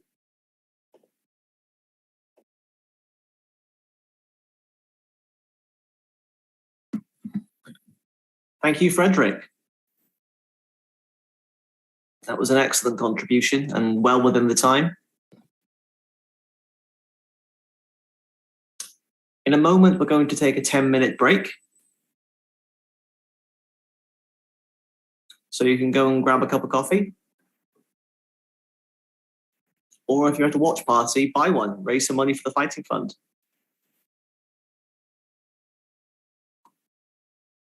Just before I go,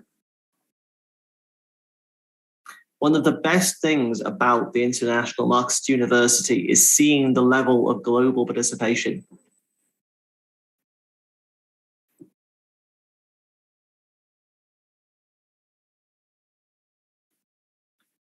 Seeing all the photographs of the comrades in watch parties, taking part in the school all over the world.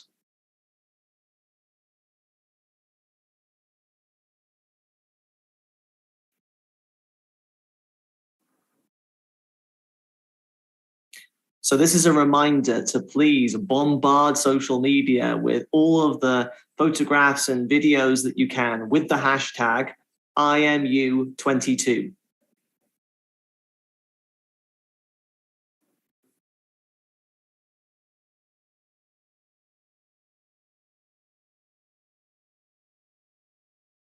I think we got it trending 2 years ago, so let's see if we can accomplish that again.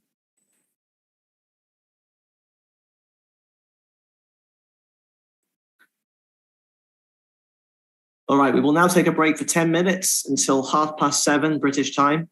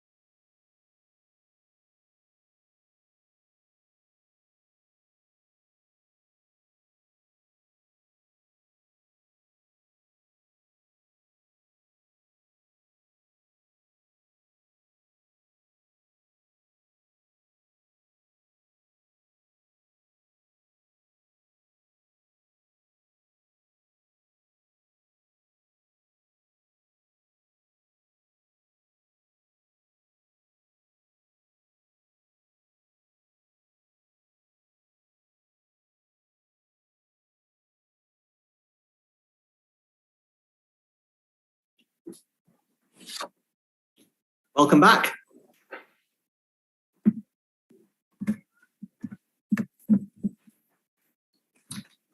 The next speaker will be Adam Booth from Britain. The other author of Understanding Capital.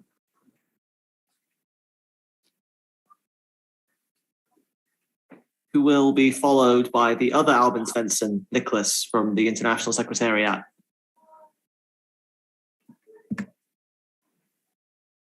All right, Adam. Oh, sorry. Thanks very much, Joe, and thank you to Rob for an excellent introduction on Marx's labour theory of value.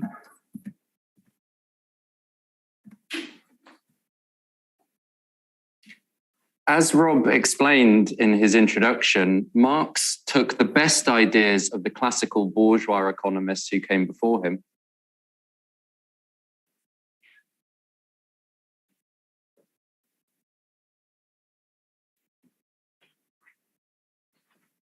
People like Adam Smith and David Ricardo, who he considered the high point of the classical school.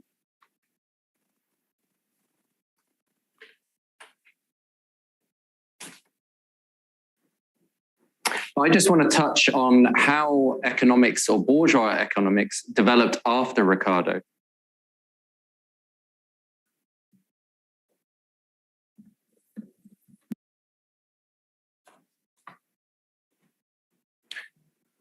As I said, Ricardo was really the pinnacle of bourgeois economics.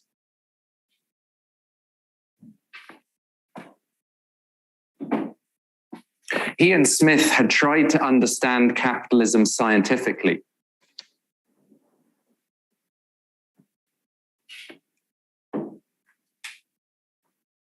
They saw it as a system that could be understood, and a system with its own laws and dynamics that could be understood as a science.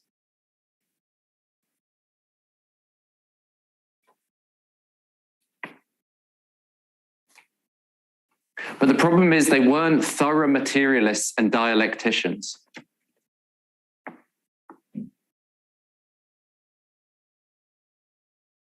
Their ideas and methods contain serious flaws.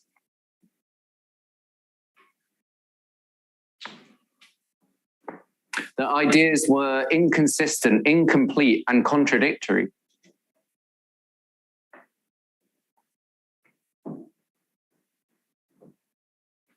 Particularly when it came to the labour theory of value.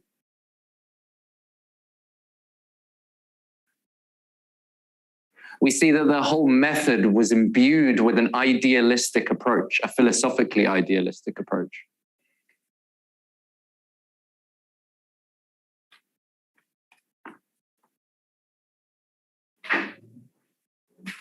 They saw themselves as part of a field called political economy, but their political economy was not rooted in historical materialism, in the Marxist view of history.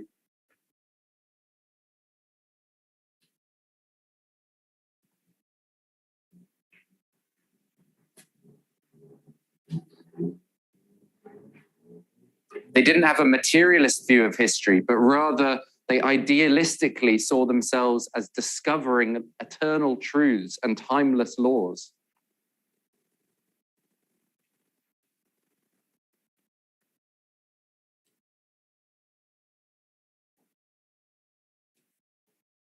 They believed that they could uncover these laws through hypothetical thought experiments, like the famous Robinson Crusoe on an island.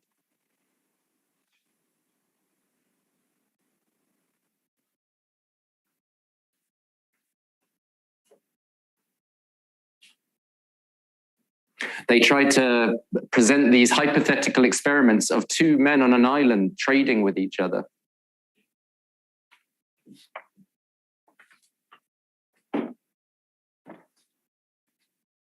And for them, capitalism was just a scaled up version, lots of individuals all exchanging in such a way.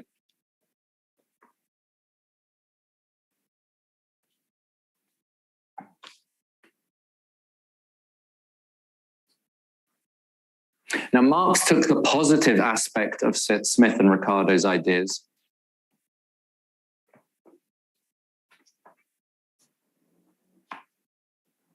But the people who came after Smith and Ricardo seized on their negative aspects of their ideas, the worst aspect of their method and ideas.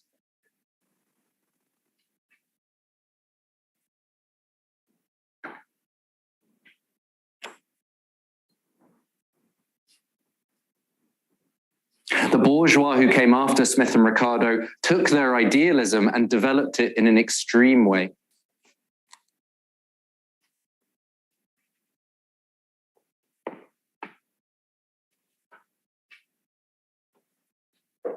And Marx referred to these people as the vulgar economists.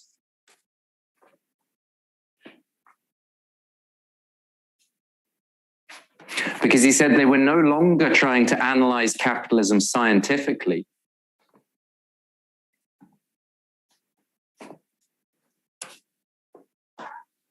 They weren't interested in explaining economic phenomena.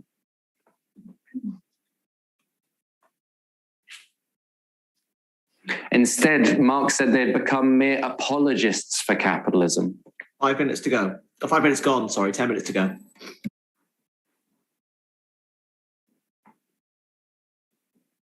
And this began with people like Jean-Baptiste Say.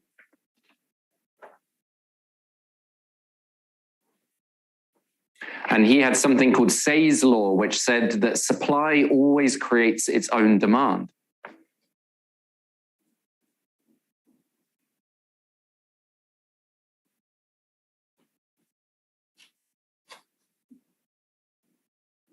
And this was effectively a precursor to libertarianism.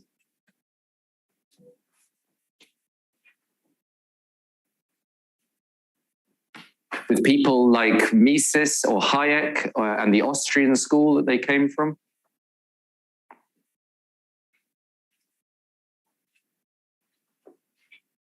And these open reactionaries asserted that the free market was always efficient.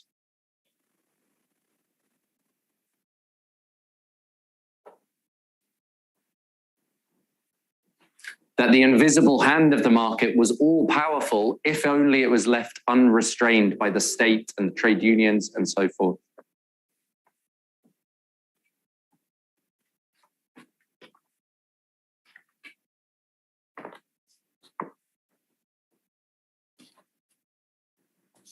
And another vulgar economist that Marx criticized was a man called William Stanley Jevons.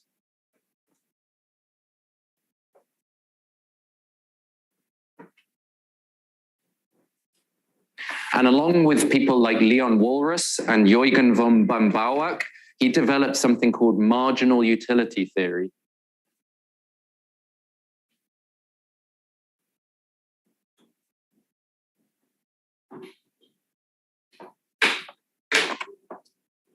And this was an extremely subjective idealist view of the theory of value.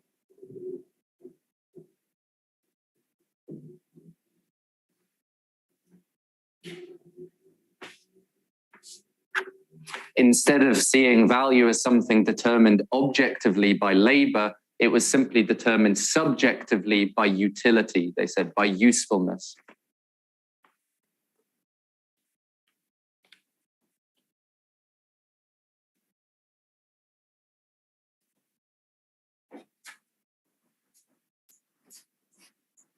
In other words, they confused the use value of a commodity with its exchange value.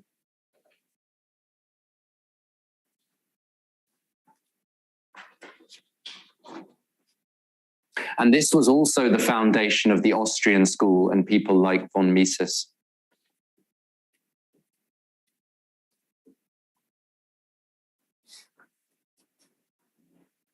But the thing is that the classical school, Smith and Ricardo, they paved the way for this reactionary trend in economics.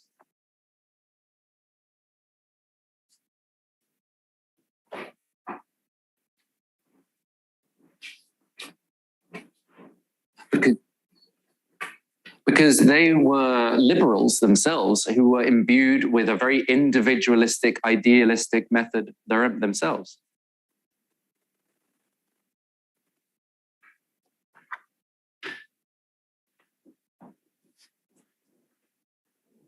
As I said, for them, the economy could be scaled down to just, or boiled down to just exchanges between two people on an island.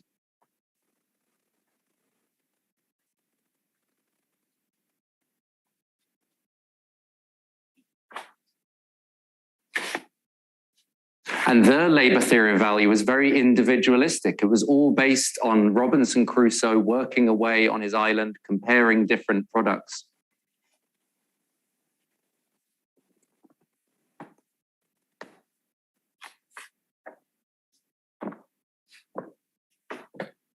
Rather than, as Rob said, being based on socially necessary labor time and the idea of an objective market price.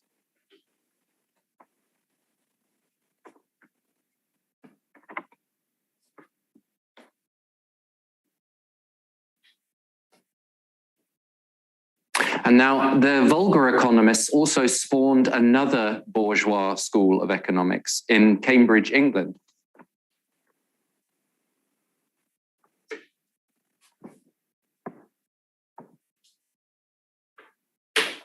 A professor called Alfred Marshall took the ideas of marginal utility theory along with those of Adam Smith and people like John Stuart Mill.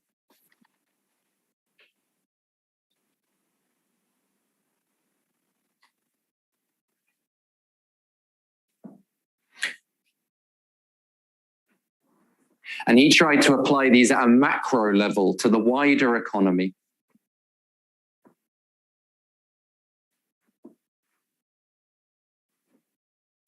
In other words, he wasn't just trying to analyze prices and profits, but the whole economy.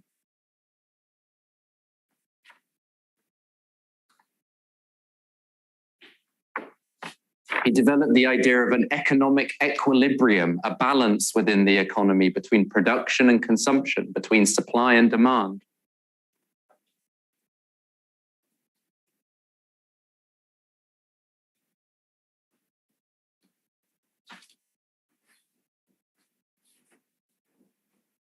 And these were the ideas that then became Keynesianism, because Keynes was one of his disciples at Cambridge.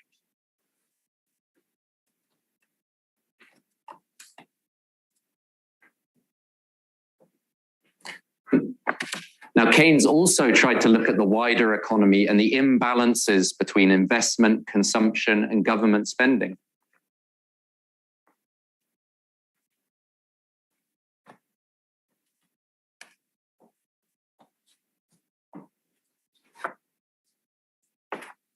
He believed that the economy was a system that could be managed. He called it demand-side management through state intervention.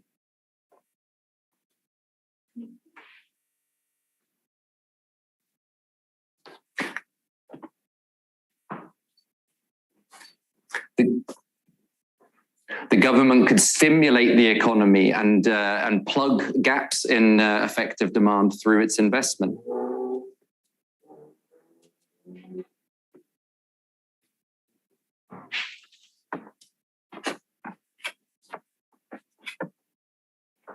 In other words, Keynes thought that capitalism was something that could be managed and patched up.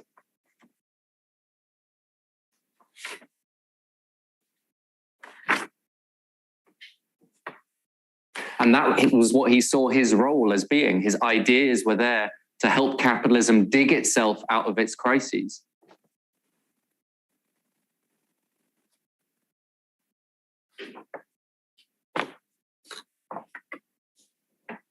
He himself saw, in his own words, saw himself as an educated bourgeois who was there to provide pragmatic advice.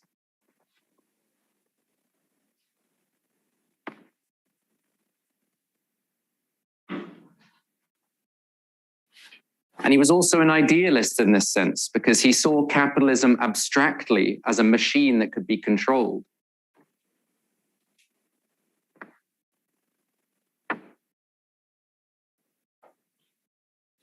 He saw it as a set of equations that could be balanced and solved.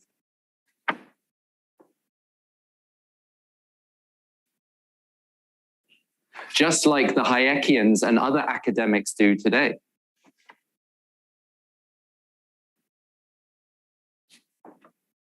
Instead of understanding capitalism scientifically, he was just trying to provide a remedy to address the worst symptoms of capitalism and its contradictions.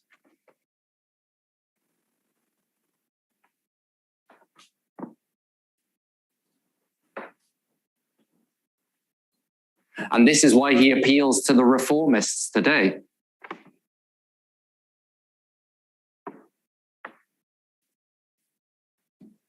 By contrast, we as Marxists see the economy as a living class struggle.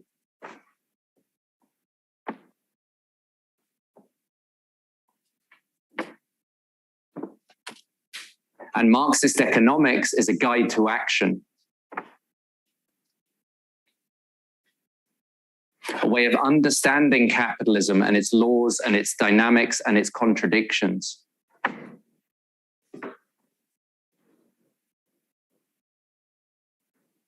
Not to try and patch up this bankrupt system, but to overthrow it.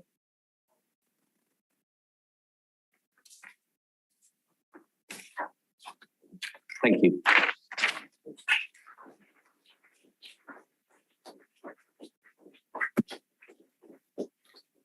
Thank you very much indeed, Adam. That was excellent.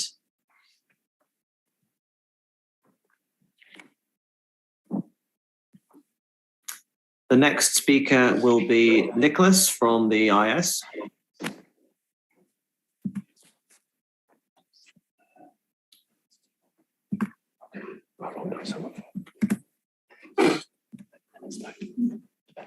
Right, Nicholas, whenever you're ready. Thank you, Chair.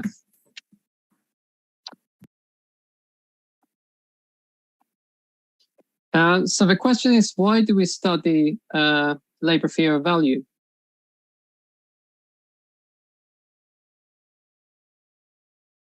And it's because it has practical consequences. The reformists and the bourgeois, they want to deny the existence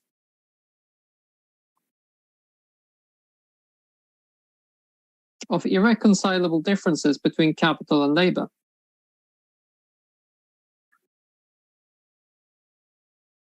As comrades will say in a minute,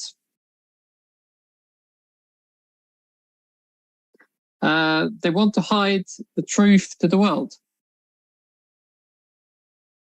and to the workers in particular. Now, why is this? To reformists, the labor theory of value poses a difficulty.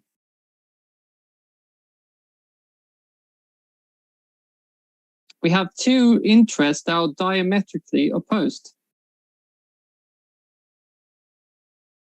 This means that when reforms are enacted,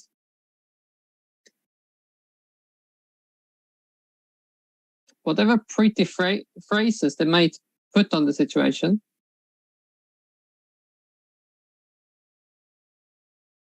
the class struggle remains. The capitalists will attempt to squeeze more surplus value out of the workers.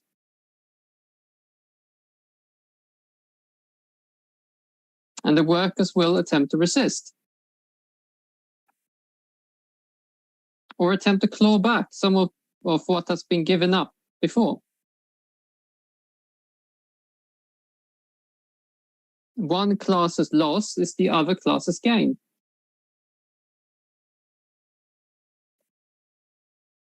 Therefore, although, of course, negotiations play a role in the trade union struggle,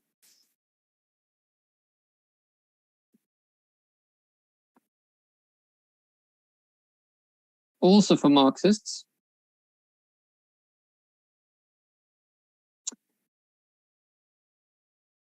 these negotiations aren't about two parties with common interests.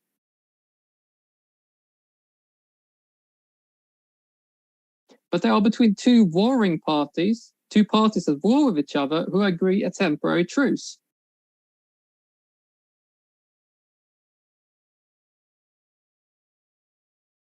Under capitalism, there can be no lasting class peace. There can be no peaceful coexistence, no social partnership, except at the expense of the working class.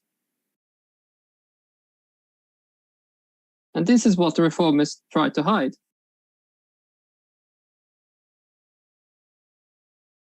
Now, we're now being faced with a wave of inflation. The bourgeois press are telling us that workers shouldn't ask for a wage increase.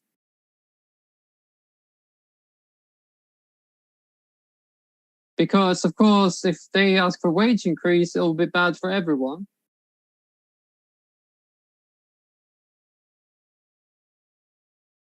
But I'll tell you who it's really going to be bad for.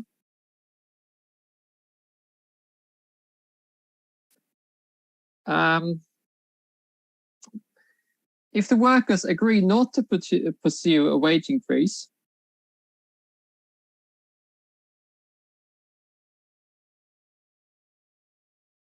it would be very bad for the workers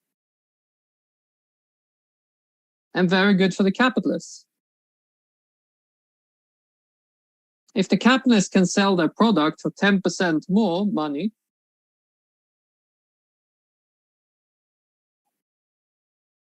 but don't have to pay the workers another 10% in wages,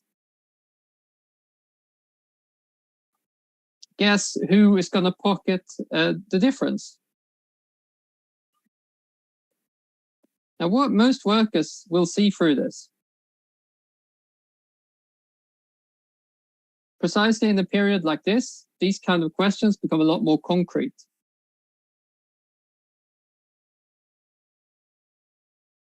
Whatever rainbow flags the companies might display in their offices,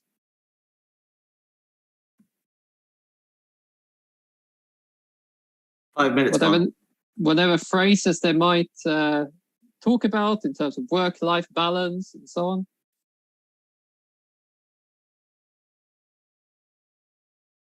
about caring for their employees. Here it is in black and white.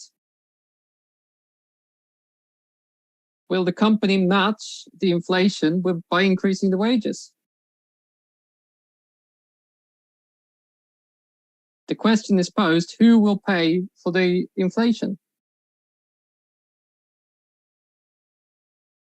Is it going to be the workers or the capitalists? I'll take another example from the question of environmentalism.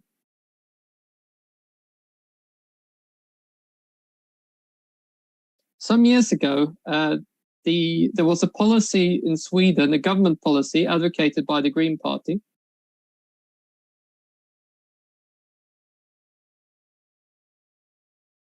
And it was implemented by the Green Party and the Social Democrats, I think with the Left Party as well on board.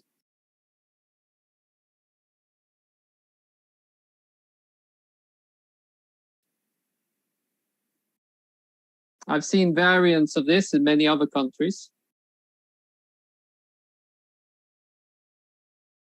They call it the green tax exchange, which sounds very innocent, doesn't it? What the policy was to cut employers' contributions to Social Security.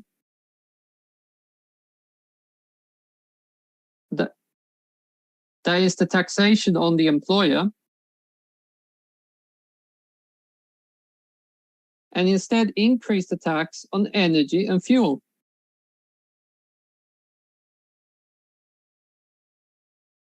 So the budget, there will be no difference to the budget, government budget. And the environment will benefit from these higher costs of fuel.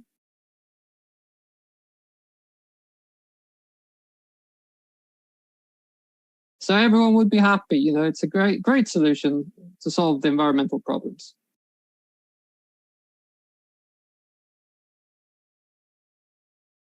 Except, of course, a tax on energy is paid by workers through their energy bills.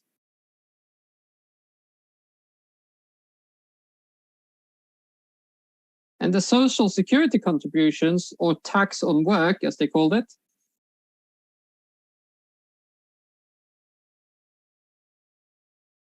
these taxes were paid by the employer.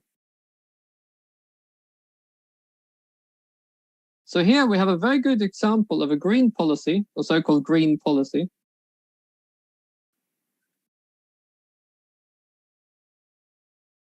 which directly moved surplus value from the working class to the capitalists.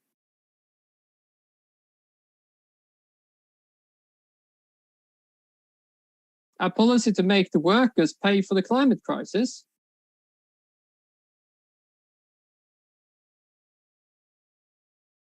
and at the same time enrich the capitalists even further. And of course, these incentives don't work anyway to solve the climate problem.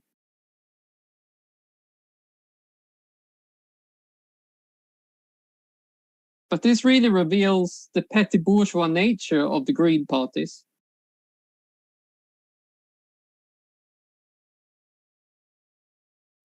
To make things worse, the origins of these employer social security contributions come from collective bargaining. Throughout the post-war boom, when industry was booming,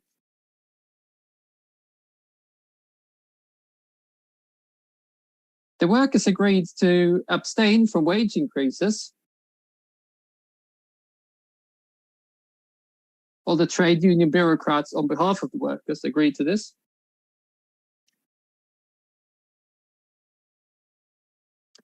And through the social partnership model, 10 minutes gone, 5 minutes to go. They abstained from wage increases so that employers would help fund sick pay, healthcare, and so on.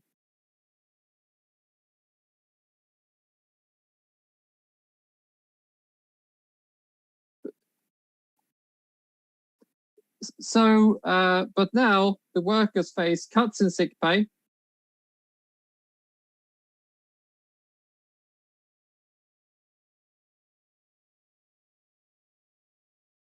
and the burden of paying for this sick pay is moved from the bosses to the workers.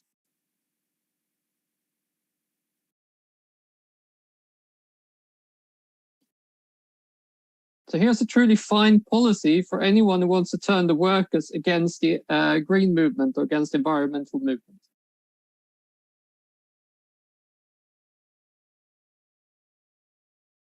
And obviously we reject any such attempts to solve the climate crisis.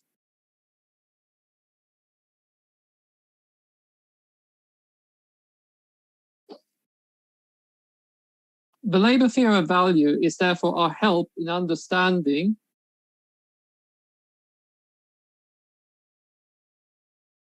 and also exposing the various means by which the capitalists attempt to increase their share of the pie.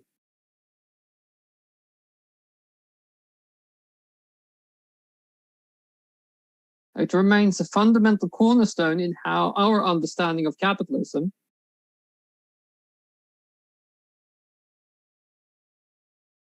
and why we need to overthrow it.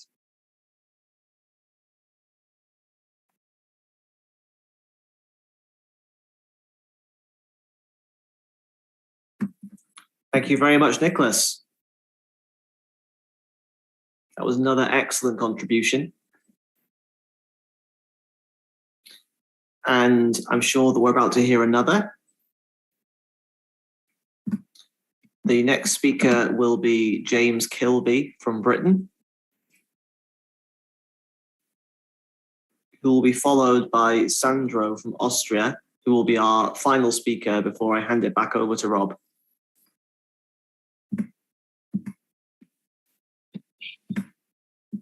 All right, James, whenever you're ready. Thank you, Chair. As Rob and others explained, the ruling class abandoned any idea of a labour theory of value after Marx.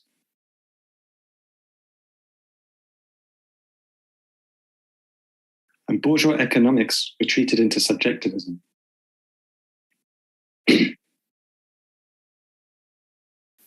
They attempt to explain value from the standpoint of individuals and their preferences.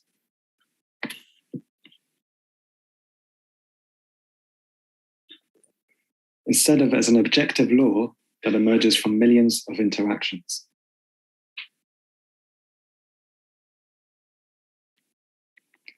I think that most economics courses at schools or universities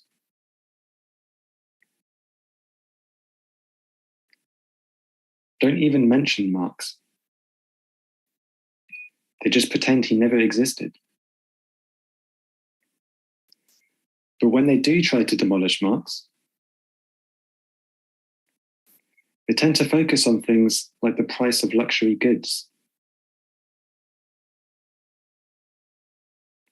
like diamonds, or works of art, or fine wines, to pick holes in the labor theory of value. The most famous attack is what they call the diamond water paradox, which is to say that although water is more useful to humans than diamonds for survival,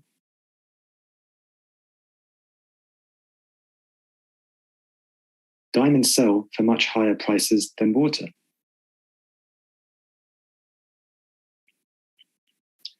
Actually, this isn't really an attack on Marx's labor theory of value.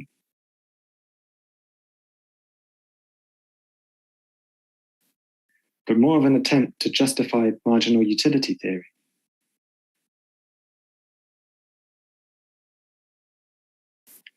The argument goes that it's not labor time that determines prices.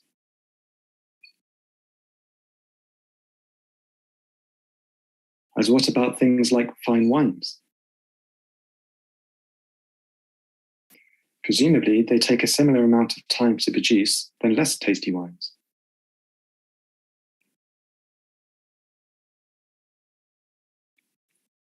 So therefore, it must be the fact that people subjectively value some wines more than others. And that this subjective preference therefore determines the price.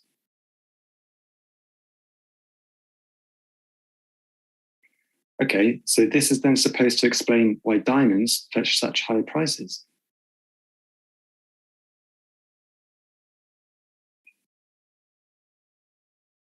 Because some people subjectively value them very highly.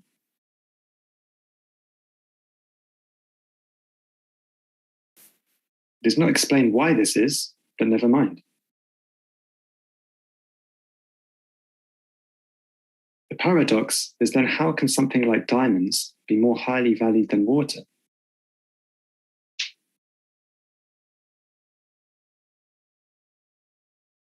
Which is essential for survival. The answer, according to this theory, is that it is not the total utility of water that are compared to the total utility of diamonds.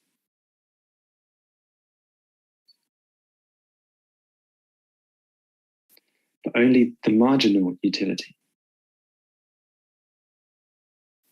i.e. the usefulness of obtaining one more unit of a commodity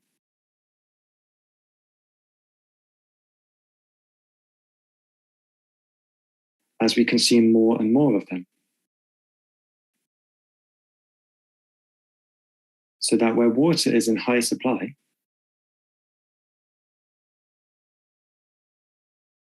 and diamonds are in short supply, supposedly the usefulness to someone of obtaining one more diamond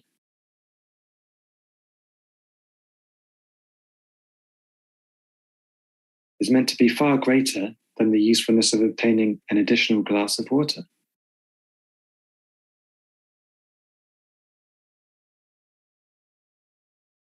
Hence their higher prices. But for someone dying of thirst in the desert, they would be prepared to pay more for this water than for diamonds. 5 minutes gone. Therefore, price, which they conflate with value, is simply reduced to the preferences of individuals. Those that assert that this demolishes Marx's labour theory of value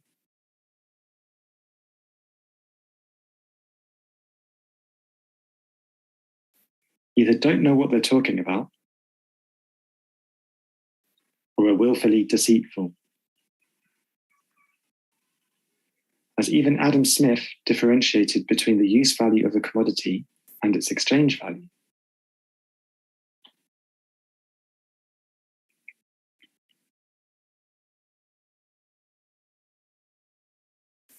And used precisely the example of water and diamonds to prove this point.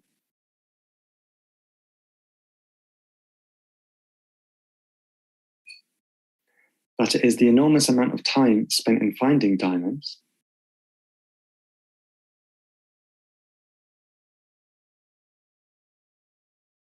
that gives them a high value. Marx points out in Capital that if more productive diamond mines are discovered,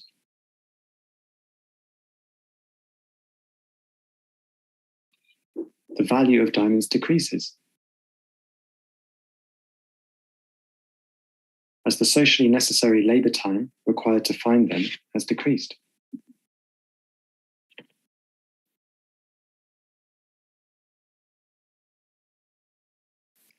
And that there is a crucial difference between value and price,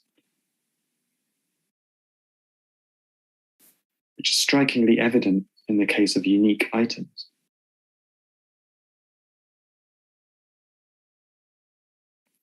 Such as works of art, or commodities that are almost unique, like a fine wine from a certain vineyard.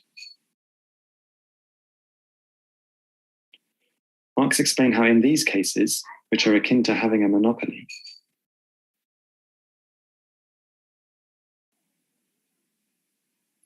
the price of these commodities can diverge significantly from their value.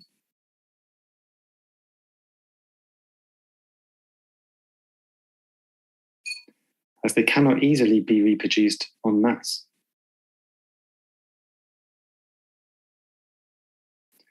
When talking about the law of value, however,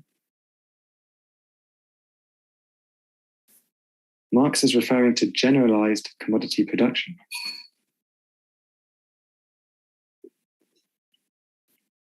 Items that can be easily reproduced in practically limitless quantities.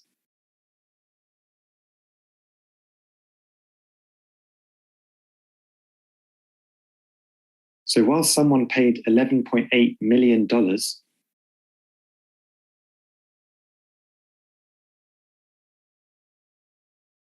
for a painting of a can of soup by Andy Warhol,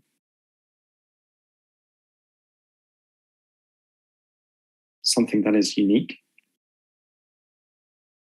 no one can charge that amount for an actual can of soup.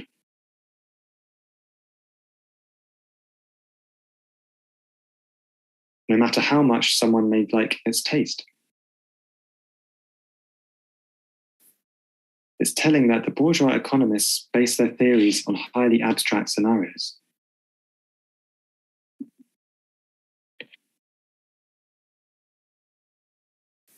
Such as two people on an island trading between one another.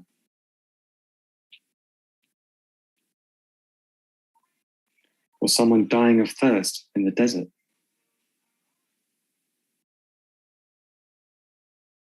They do this to obscure the real relations of capitalism.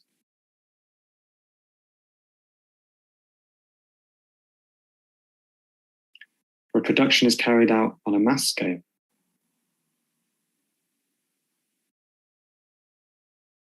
Through large-scale industry. For sale on the world market. And society is divided into classes with irreconcilable interests. 10 minutes gone, 5 to go. Their theories are nothing more than an attempt to justify this system.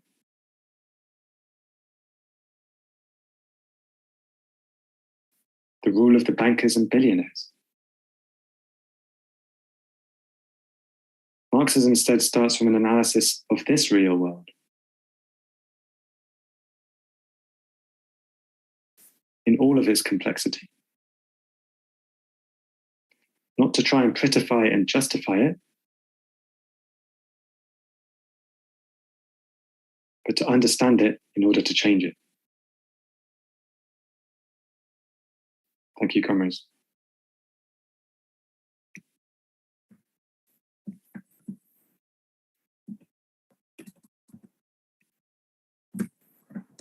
And thank you, James. I wonder whether you were inspired by Alan's talk on art when you brought in that analogy about the soup.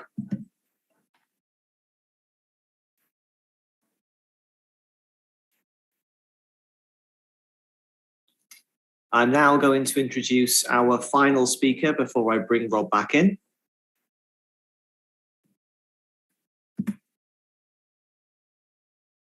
Sandro from Austria.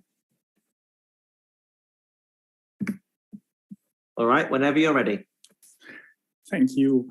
So Marx said that those who demand proof for the labor theory of value simply don't understand what it's about.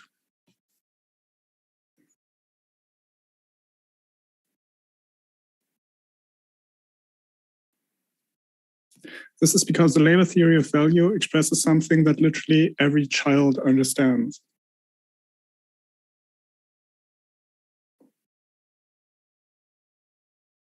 If a group of people live together in an apartment, and one person contributes to the housework for 10 minutes every week,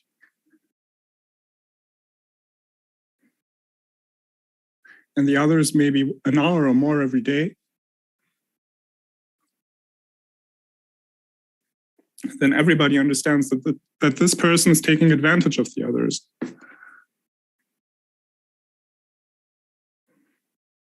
This person profits from their labor. In an annotation to the third volume of Capital, Friedrich Engels explains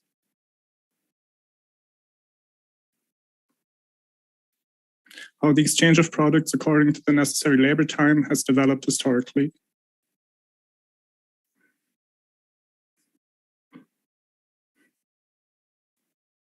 I quote,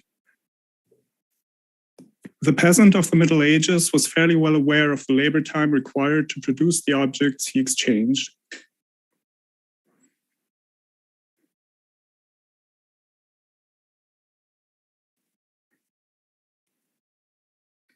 The blacksmith and the village cartwright worked under his eyes.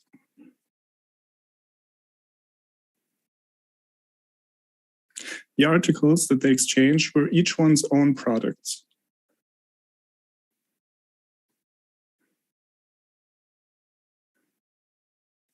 What had they expended in making these products?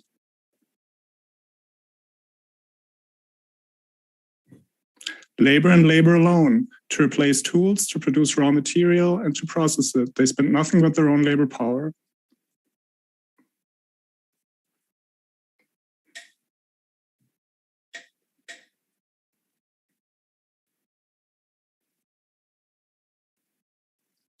How then could they exchange these products of theirs otherwise than the ratio of labor expended on them?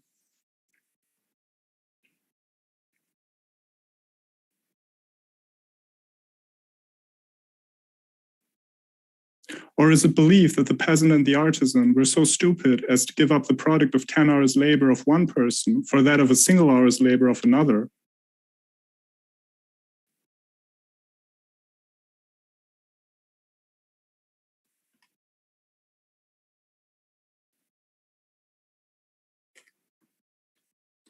The peasant and the artisan would not let themselves be ripped off. This is the social content of the law of value.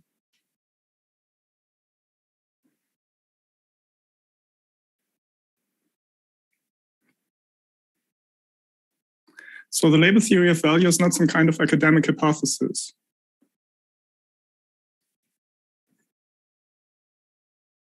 Describes how work is distributed in society. It is about relationships between people, not between things, as Rob said.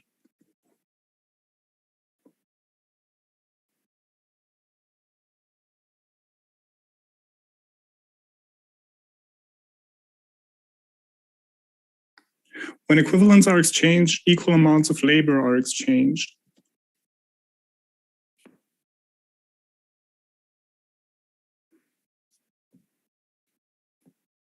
When unequal exchange occurs, one side benefits from the work of the other.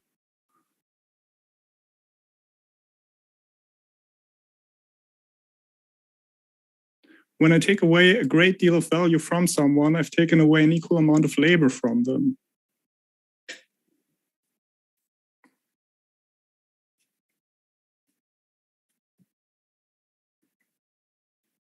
Suppose someone works for years to afford a car.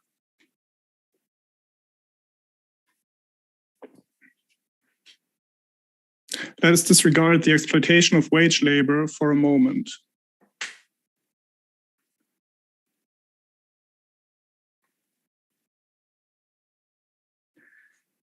If I steal that car from him, then he has spent years working not for himself, but for me.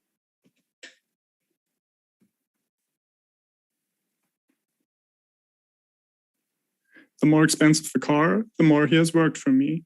Value and labor time are identical.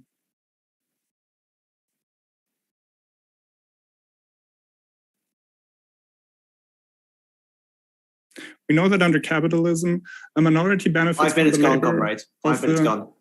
A minority benefits from the labor of the majority.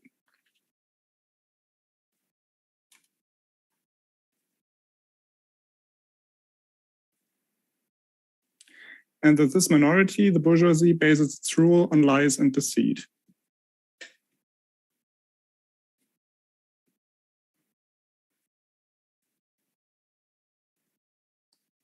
Their claim that the labor theory of value is obsolete is precisely such a lie.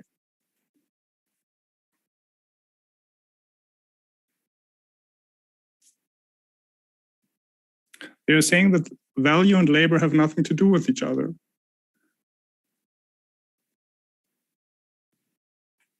The trading the product of 10 hours work for the product of 1 hour's work is not stupid, but perfectly normal and agreeable.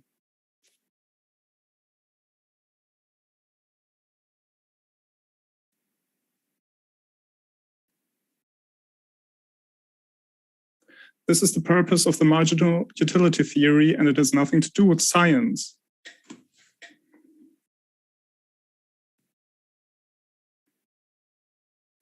What the bourgeoisie pay us as wages requires much less labor to produce than we do for them.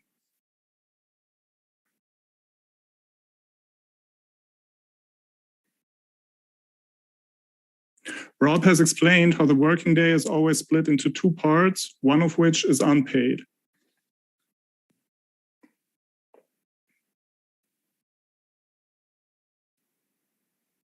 I work in a factory myself.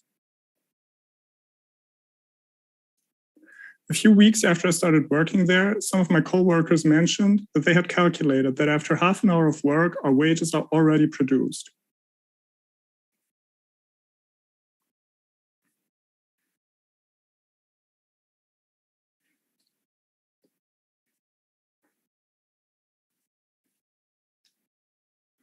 But my coworkers didn't read this in Capital or any other book.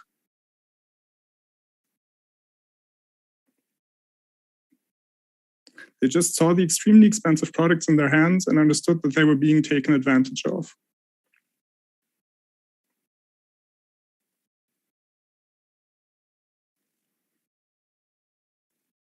This shows how the social content of the labor theory of value is immediately clear to everyone.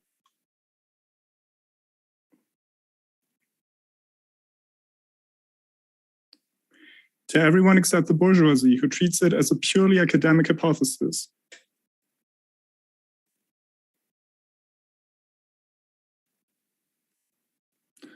Which it tries to counter with its absurd marginal utility theory.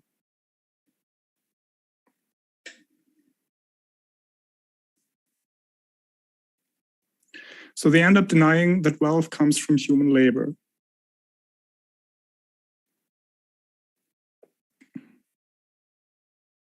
That labor is why we have food, houses, cars, planes, phones, clothes, and so on.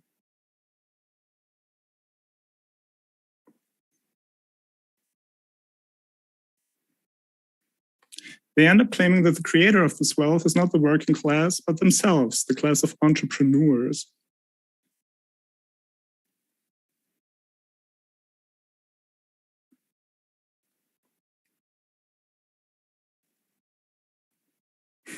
This is not a scientific thesis. This claim has no merits that could be appraised objectively.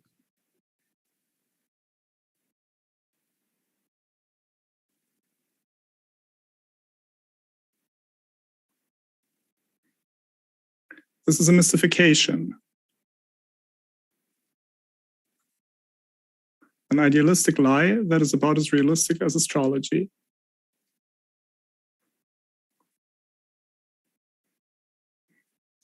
The difference between astrology or the marginal utility theory on one hand and physics or the labor theory of value on the other hand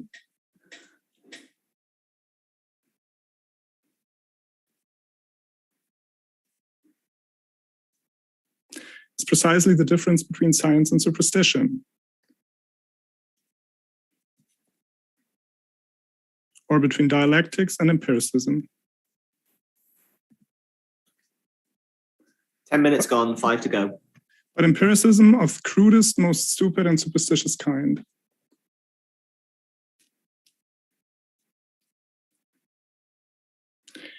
They say there is no value, there are only prices, they move through supply and demand, and that's all there is to know about it.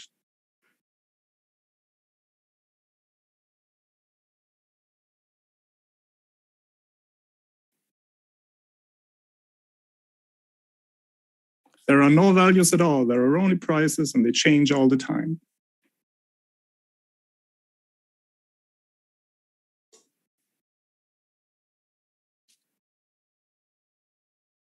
And like this, the bourgeoisie ends up incapable of explaining why popcorn will always be more expensive than corn, or why cake will always be more expensive than flour.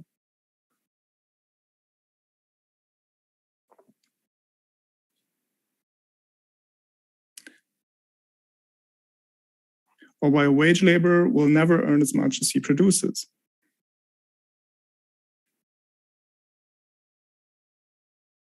These questions are not relevant to the bourgeois economist.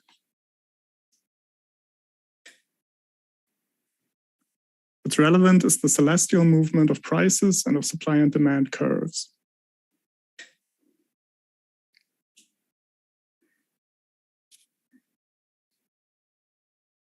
They behave like astrologers who just stare at lights moving at the sky without understanding them.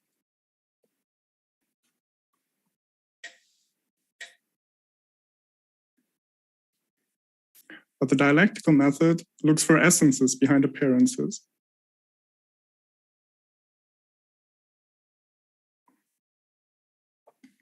Prices are affected by supply and demand, and this is why they deviate from values.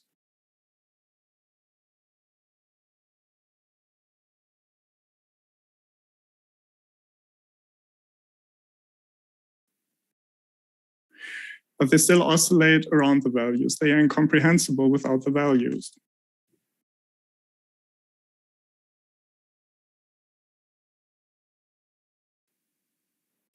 Just like the movement of the stars and planets is incomprehensible without gravity.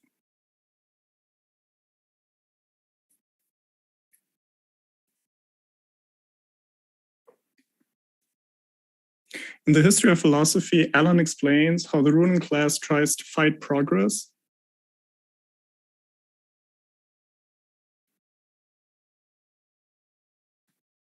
by denying that reality exists. In the 18th century, Bishop Berkeley denied that our perceptions are caused by real things.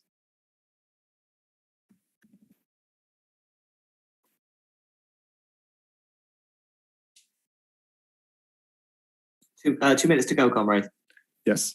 Today we have postmodernism and identity politics, which say the same thing.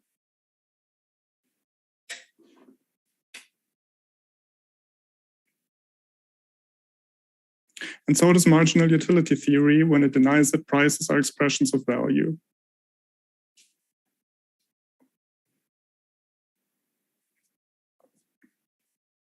It's all the same. They do this in every field.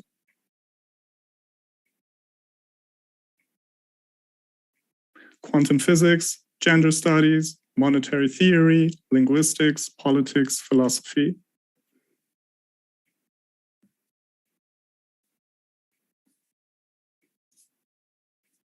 Sum up, please. Yes. They say that there are no facts, only so-called narratives. The marginal utility theory is part of this general assault on the concept of reality.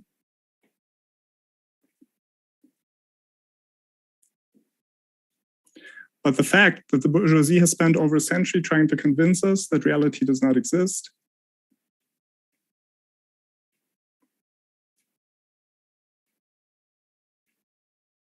only proves that reality is on our side. Thank you.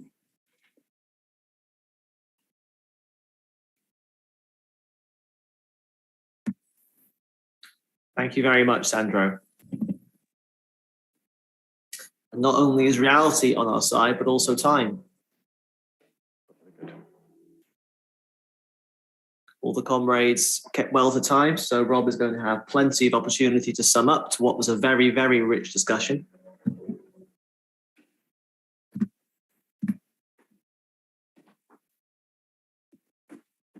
I think this will not only have educated us about Marxist economics and the labor theory of value,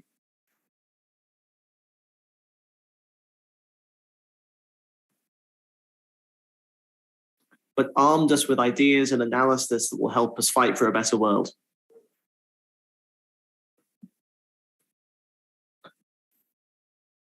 Now, before I bring Rob in, since this is a session on economics, I'll take this opportunity to remind you all of our financial collection.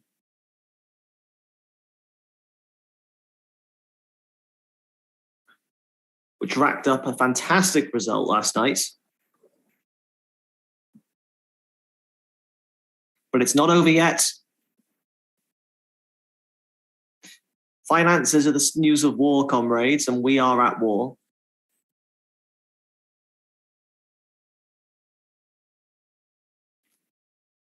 A class war. A class war where we stand on the side of the exploited and the oppressed.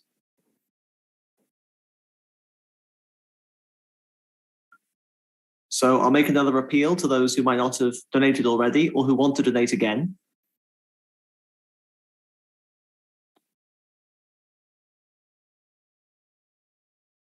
But the link to follow is donate.marxist.com.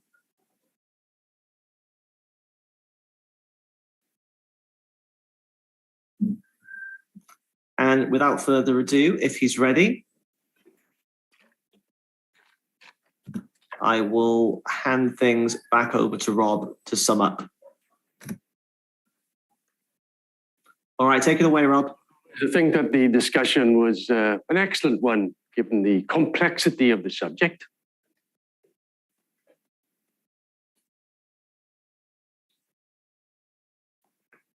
I'd like to underline a few points made by the comrades.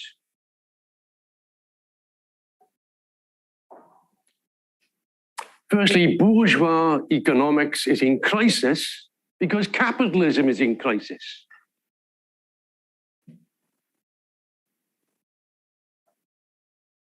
They are incapable of understanding the contradictions of capitalism.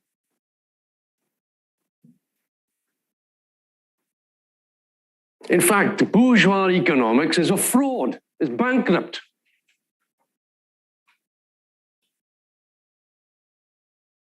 They're just the witch doctors in reality in facing the real economic developments in society.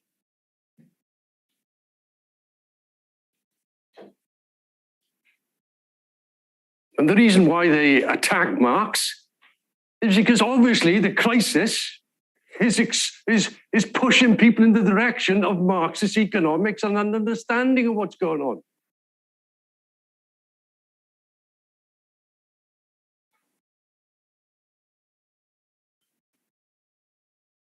And this is what terrifies them. That Marxism becomes popular because of the impasse of the capitalist system itself.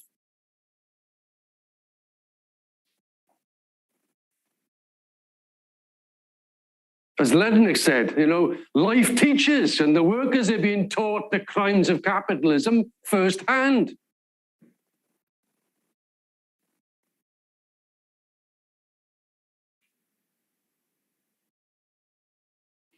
So in relation to the classical bourgeois economists, of course they had their limits.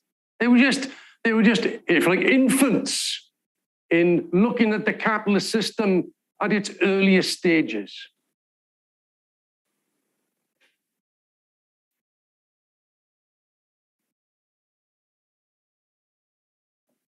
But at least they were honest. You had the physiocrats in France who analysed, yes, maybe agriculture, but looking at how a surplus is created.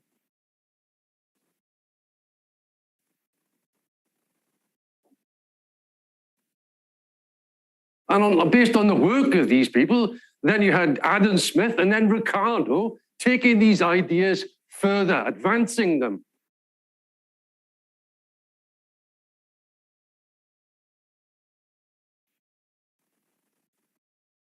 And that's why Marx studied these people. They were giants at the time in relation to understanding capitalism.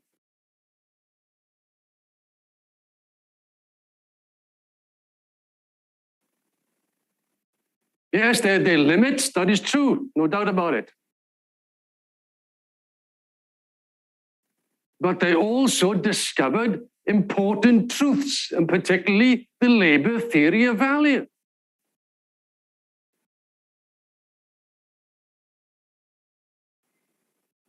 And Marxism is based upon the work of these pioneers and criticized by Marx and developed by Marx.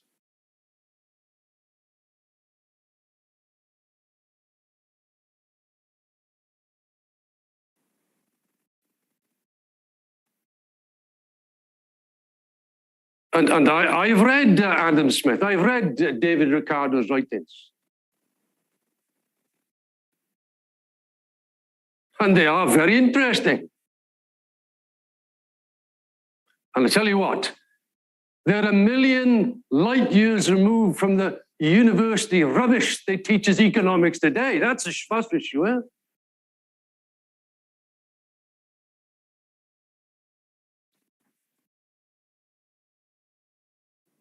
And precisely because they had hit on this revolutionary idea of the labor theory of value,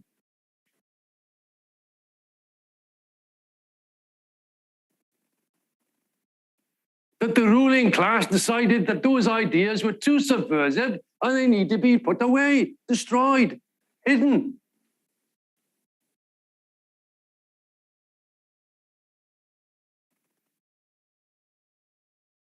In other words, for the sake of defending capitalism, they were prepared to turn their back on real scientific advance.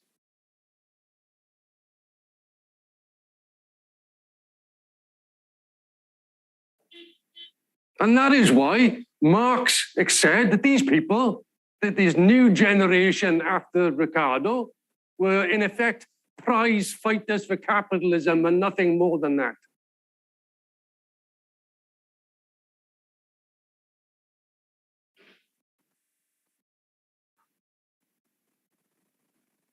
They revised everything. Instead of an objective basis of economics, in other words, the labor theory of value, they went for utility.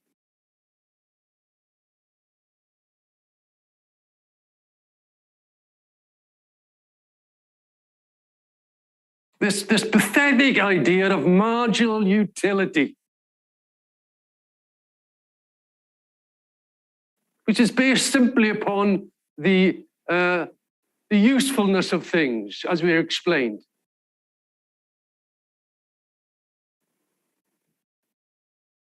And in reality, it's a fancy term for the law of supply and demand, in effect.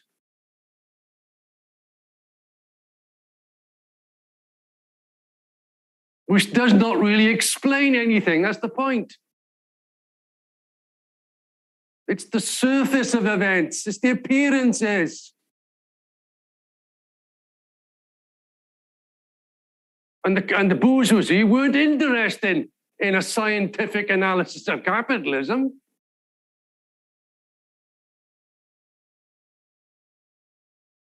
So all those so-called economists who came afterwards are only interested in market relations and so on, the superficial aspects.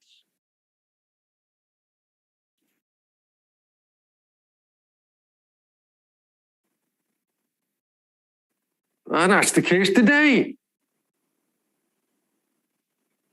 I mean, if you read Keynes, for instance, well, I read the Keynes not so long ago. What a waste of time.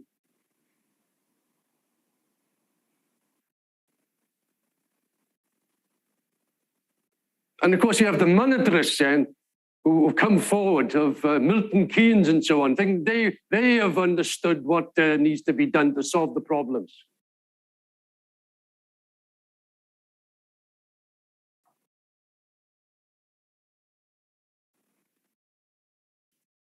But as we say, you know, both schools are wrong, and sometimes they can be right as well, but from the opposite point of view.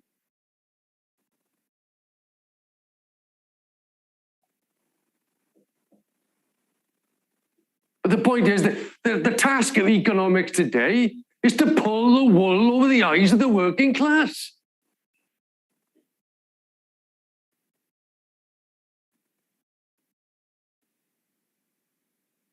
I mean, what good are the forecasts of the economists? In reality, they always get it wrong because they do not understand what they're dealing with.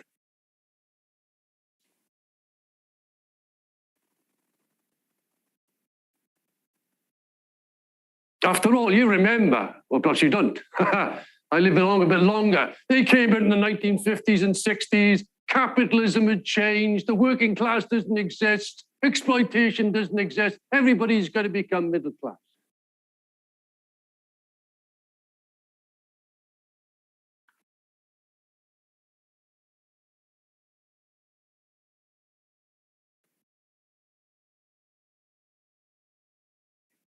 And obviously, because of the boom or the upswing at that time, then it looked a bit credible. But it was only short-sightedness. They didn't see what was happening underneath.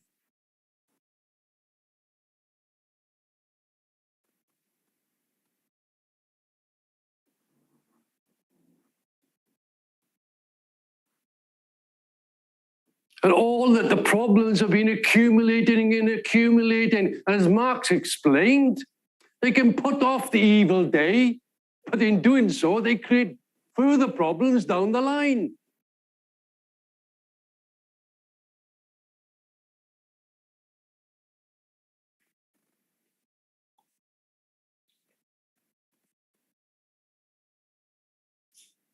You should remember that, the first critiques of Marx, of Say's law, is that Marx is wrong because capitalism wouldn't be going to crisis. It couldn't go into crisis because everything would balance out.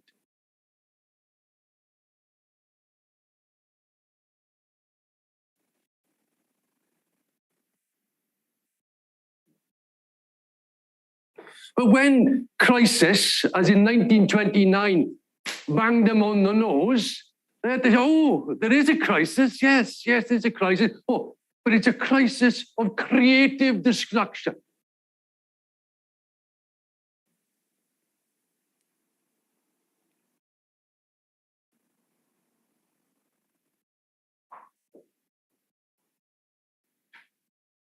In other words, it's a positive crisis. And this is the line of the bourgeois economists at the present time. Although some, of course, have hit on the idea there's something going wrong here. There's something going wrong.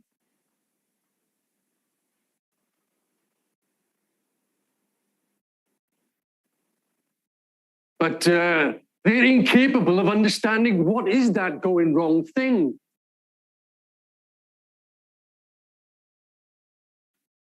I mean, some even pay lip service to Marx. Well, he might have had something, said something there, he might have something right.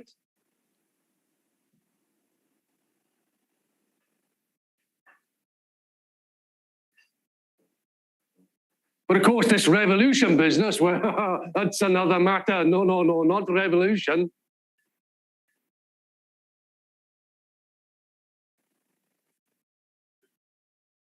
And of course, the whole task is to confuse, isn't it? Is to blur, you know, the class struggle, the class divide, the class division.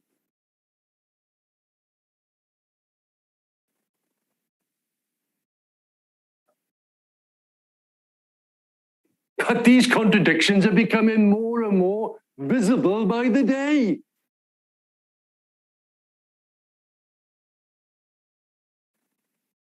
And therefore they cannot hide this crisis and impasse of capitalism.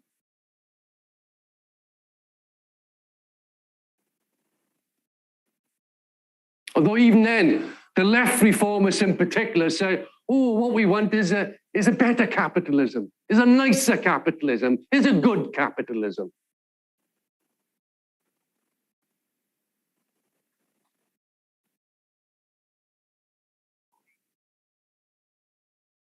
But there's no such thing.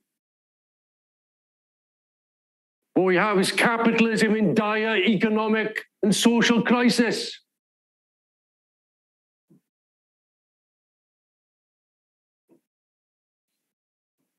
It's reached a complete and utter impasse. It's exhausted itself. And what we're having is like the knot is being retied, isn't it?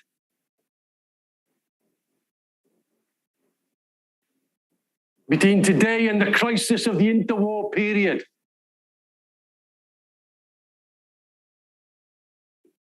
But on a higher level.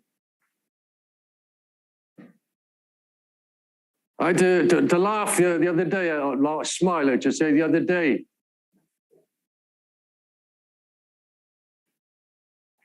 When I read Trotsky, I think it was 1938-39.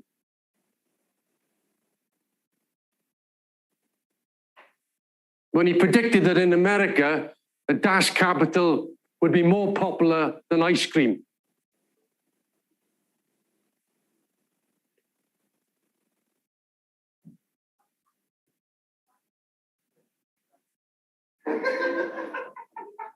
But that prediction obviously was being cut across because of the world economic upswing following the Second World War.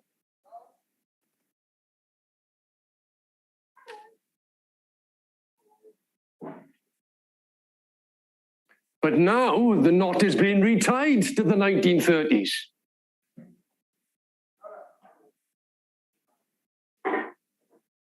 And the working class are coming to realize that no amount of tinkering with capitalism is going to solve its problems.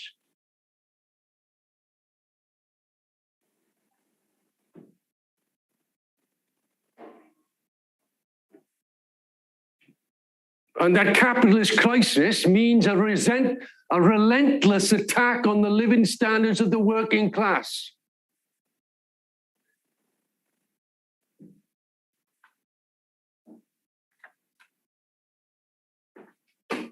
Whatever party is in power.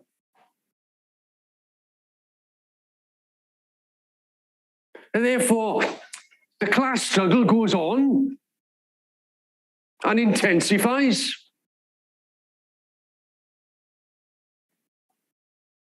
And everything is being put to the test. And therefore, the apologists of capitalism inside and outside the labour movement, have a tough task in trying to convince the working class that everything is fine under capitalism.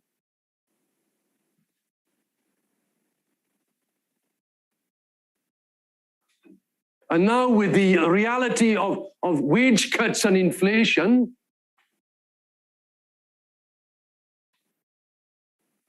again, the bosses and their apologists are saying, yes, wage rises cause inflation.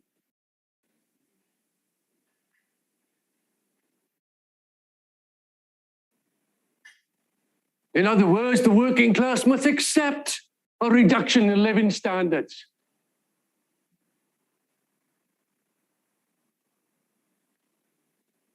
I did explain in my opening remarks that the fundamental contradictions of capitalism are preparing for a collapse.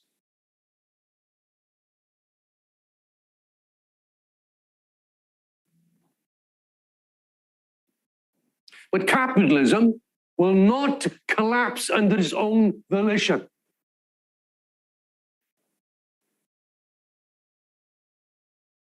The capitalist will always find a way out. But that is always at the expense of the working class.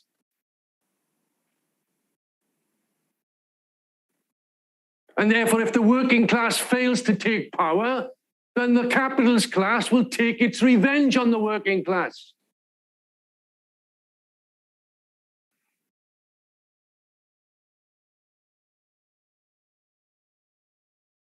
But what is required is the overthrow of capitalism, a conscious overthrow and the reorganization of society.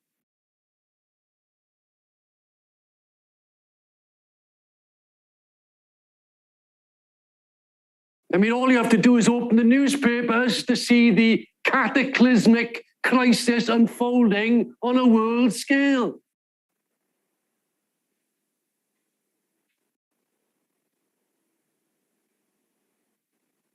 And there's no solution to this crisis.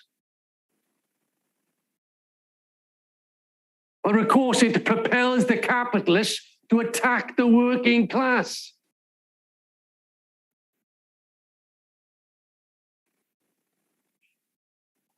But it's this very crisis then that gives birth to the idea of a fundamental change in society.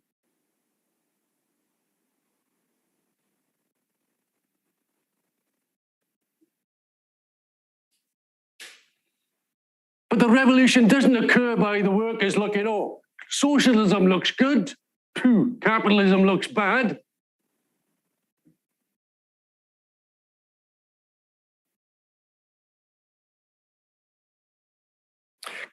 The revolution occurs when the ruling class cannot rule in the old way and the working class cannot live in the old way.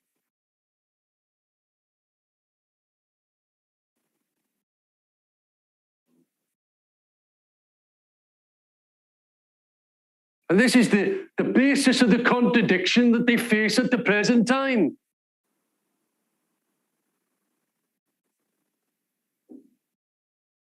Capitalism on a world scale has created a phenomenal productive potential.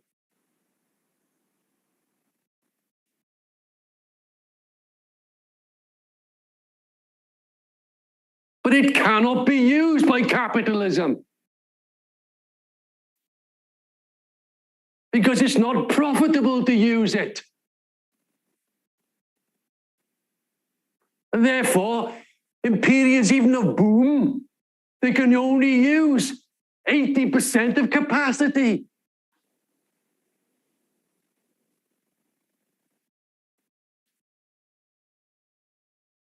And in periods of slump, they can't use something like 70 or 60% of capacity.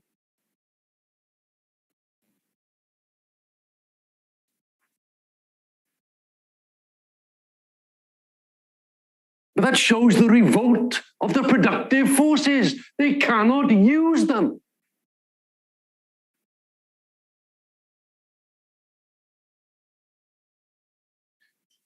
As Marx explained in the Communist Manifesto, there's too much food, there's too much things created for capitalism's needs.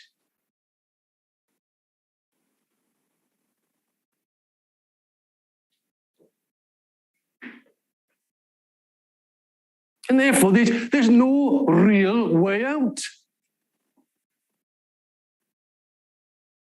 Except for more misery and more assaults on the living standards of the working class and the middle class itself.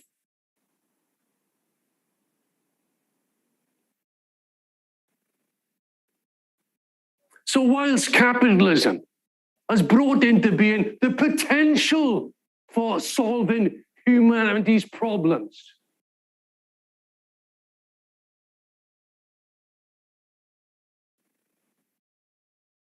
it cannot do so. It cannot be used. It's only when the working class takes in its hands the productive forces and plans the resources for the benefit of all.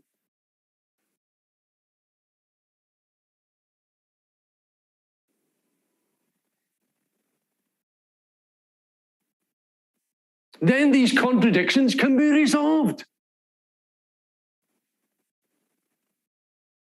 Private ownership and the nation states are the main barriers to the development of society.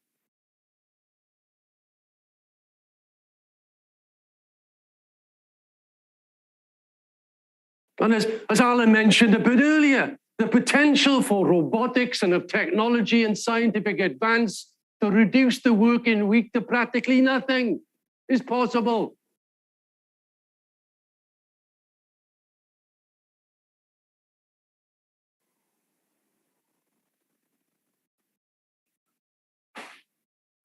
I mean, the great socialist Paul Lafargue,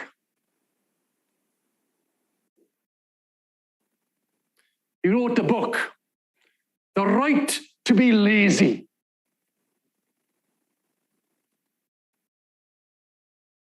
A book of how humans could enjoy themselves being lazy and leisure time.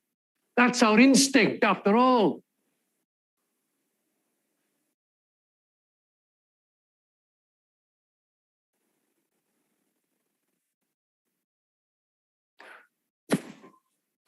I mean, who the hell wants to work?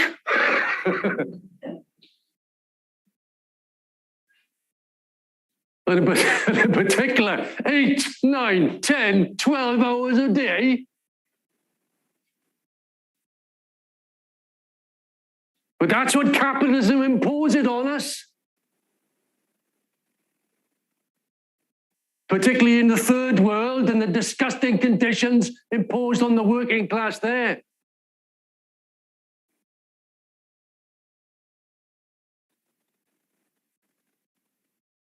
So yes, socialism offers liberation from this misery of capitalism.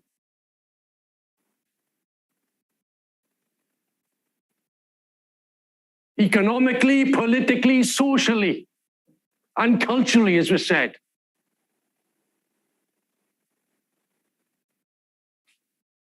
But a world plan of production in the hands of the working class in a very short period of time would transform the entire planet.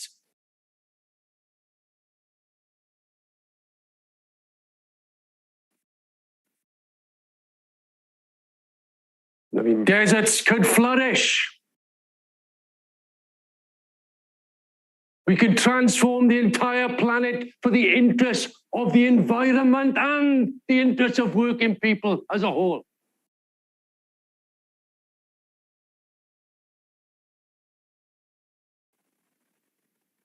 But in the hands of the capitalists, yes, it's barbarism and it's destitution and ecological misery and destruction.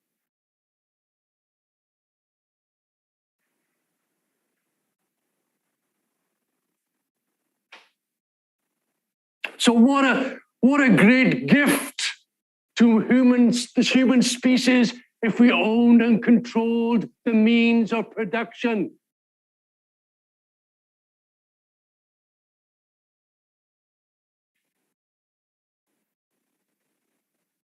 But now I would say this is within our grasp.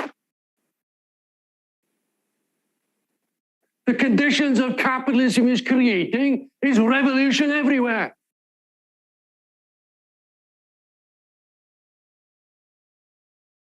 It's not a question, is there going to be a revolution or isn't there? There will be.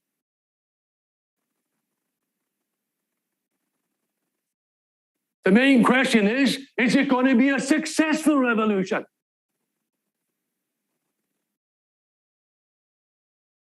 And that means the building of a revolutionary leadership internationally that's prepared to go all the way.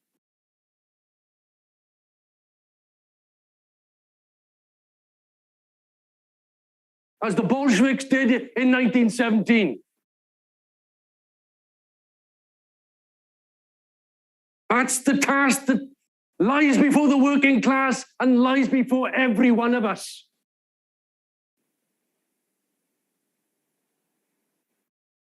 So yes, it is a future of barbarism or misery, or one of superabundance and pleasure for all. I say to hell with capitalism, to hell with class society.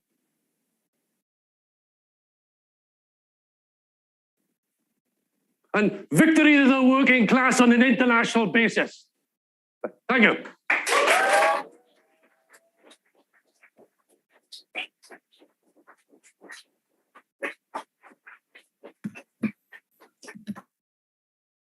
What an absolutely phenomenal, rousing note to conclude on.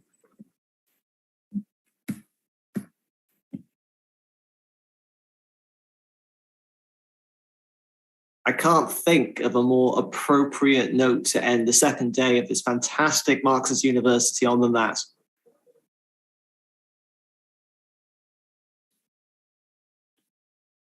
Because Rob's laid out what this is all about, why we're all here.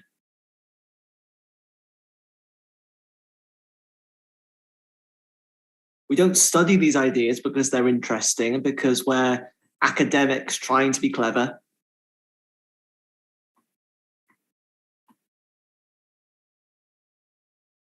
The reason we study economics, philosophy, and history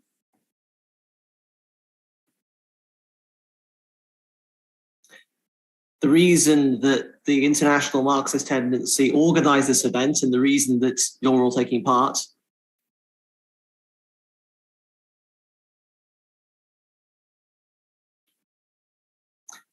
is that we're trying to use these ideas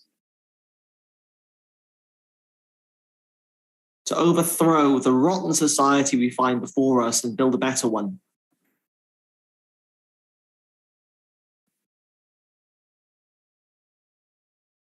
To put an end to the animal struggle for survival and enter into a truly human world.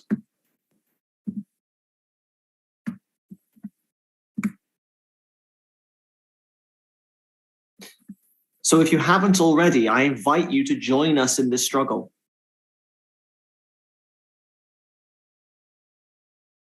The International Marxist Tendency's doors are open to anyone who wants to fight for a better world.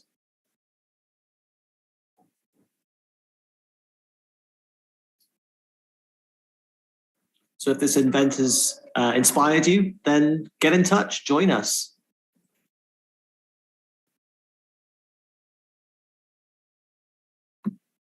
But of course, it's not over yet. We're only at the halfway mark. And we have a slate of fantastic speeches and discussions tomorrow as well.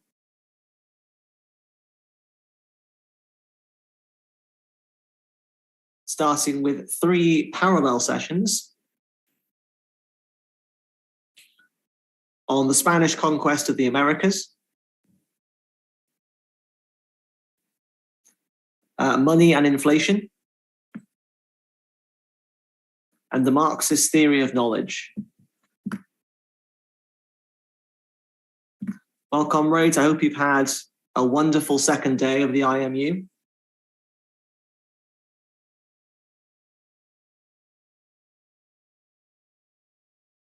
Share your favorite quotes, your favorite speeches, your favorite interventions all over social media, along with photographs. We love to see them.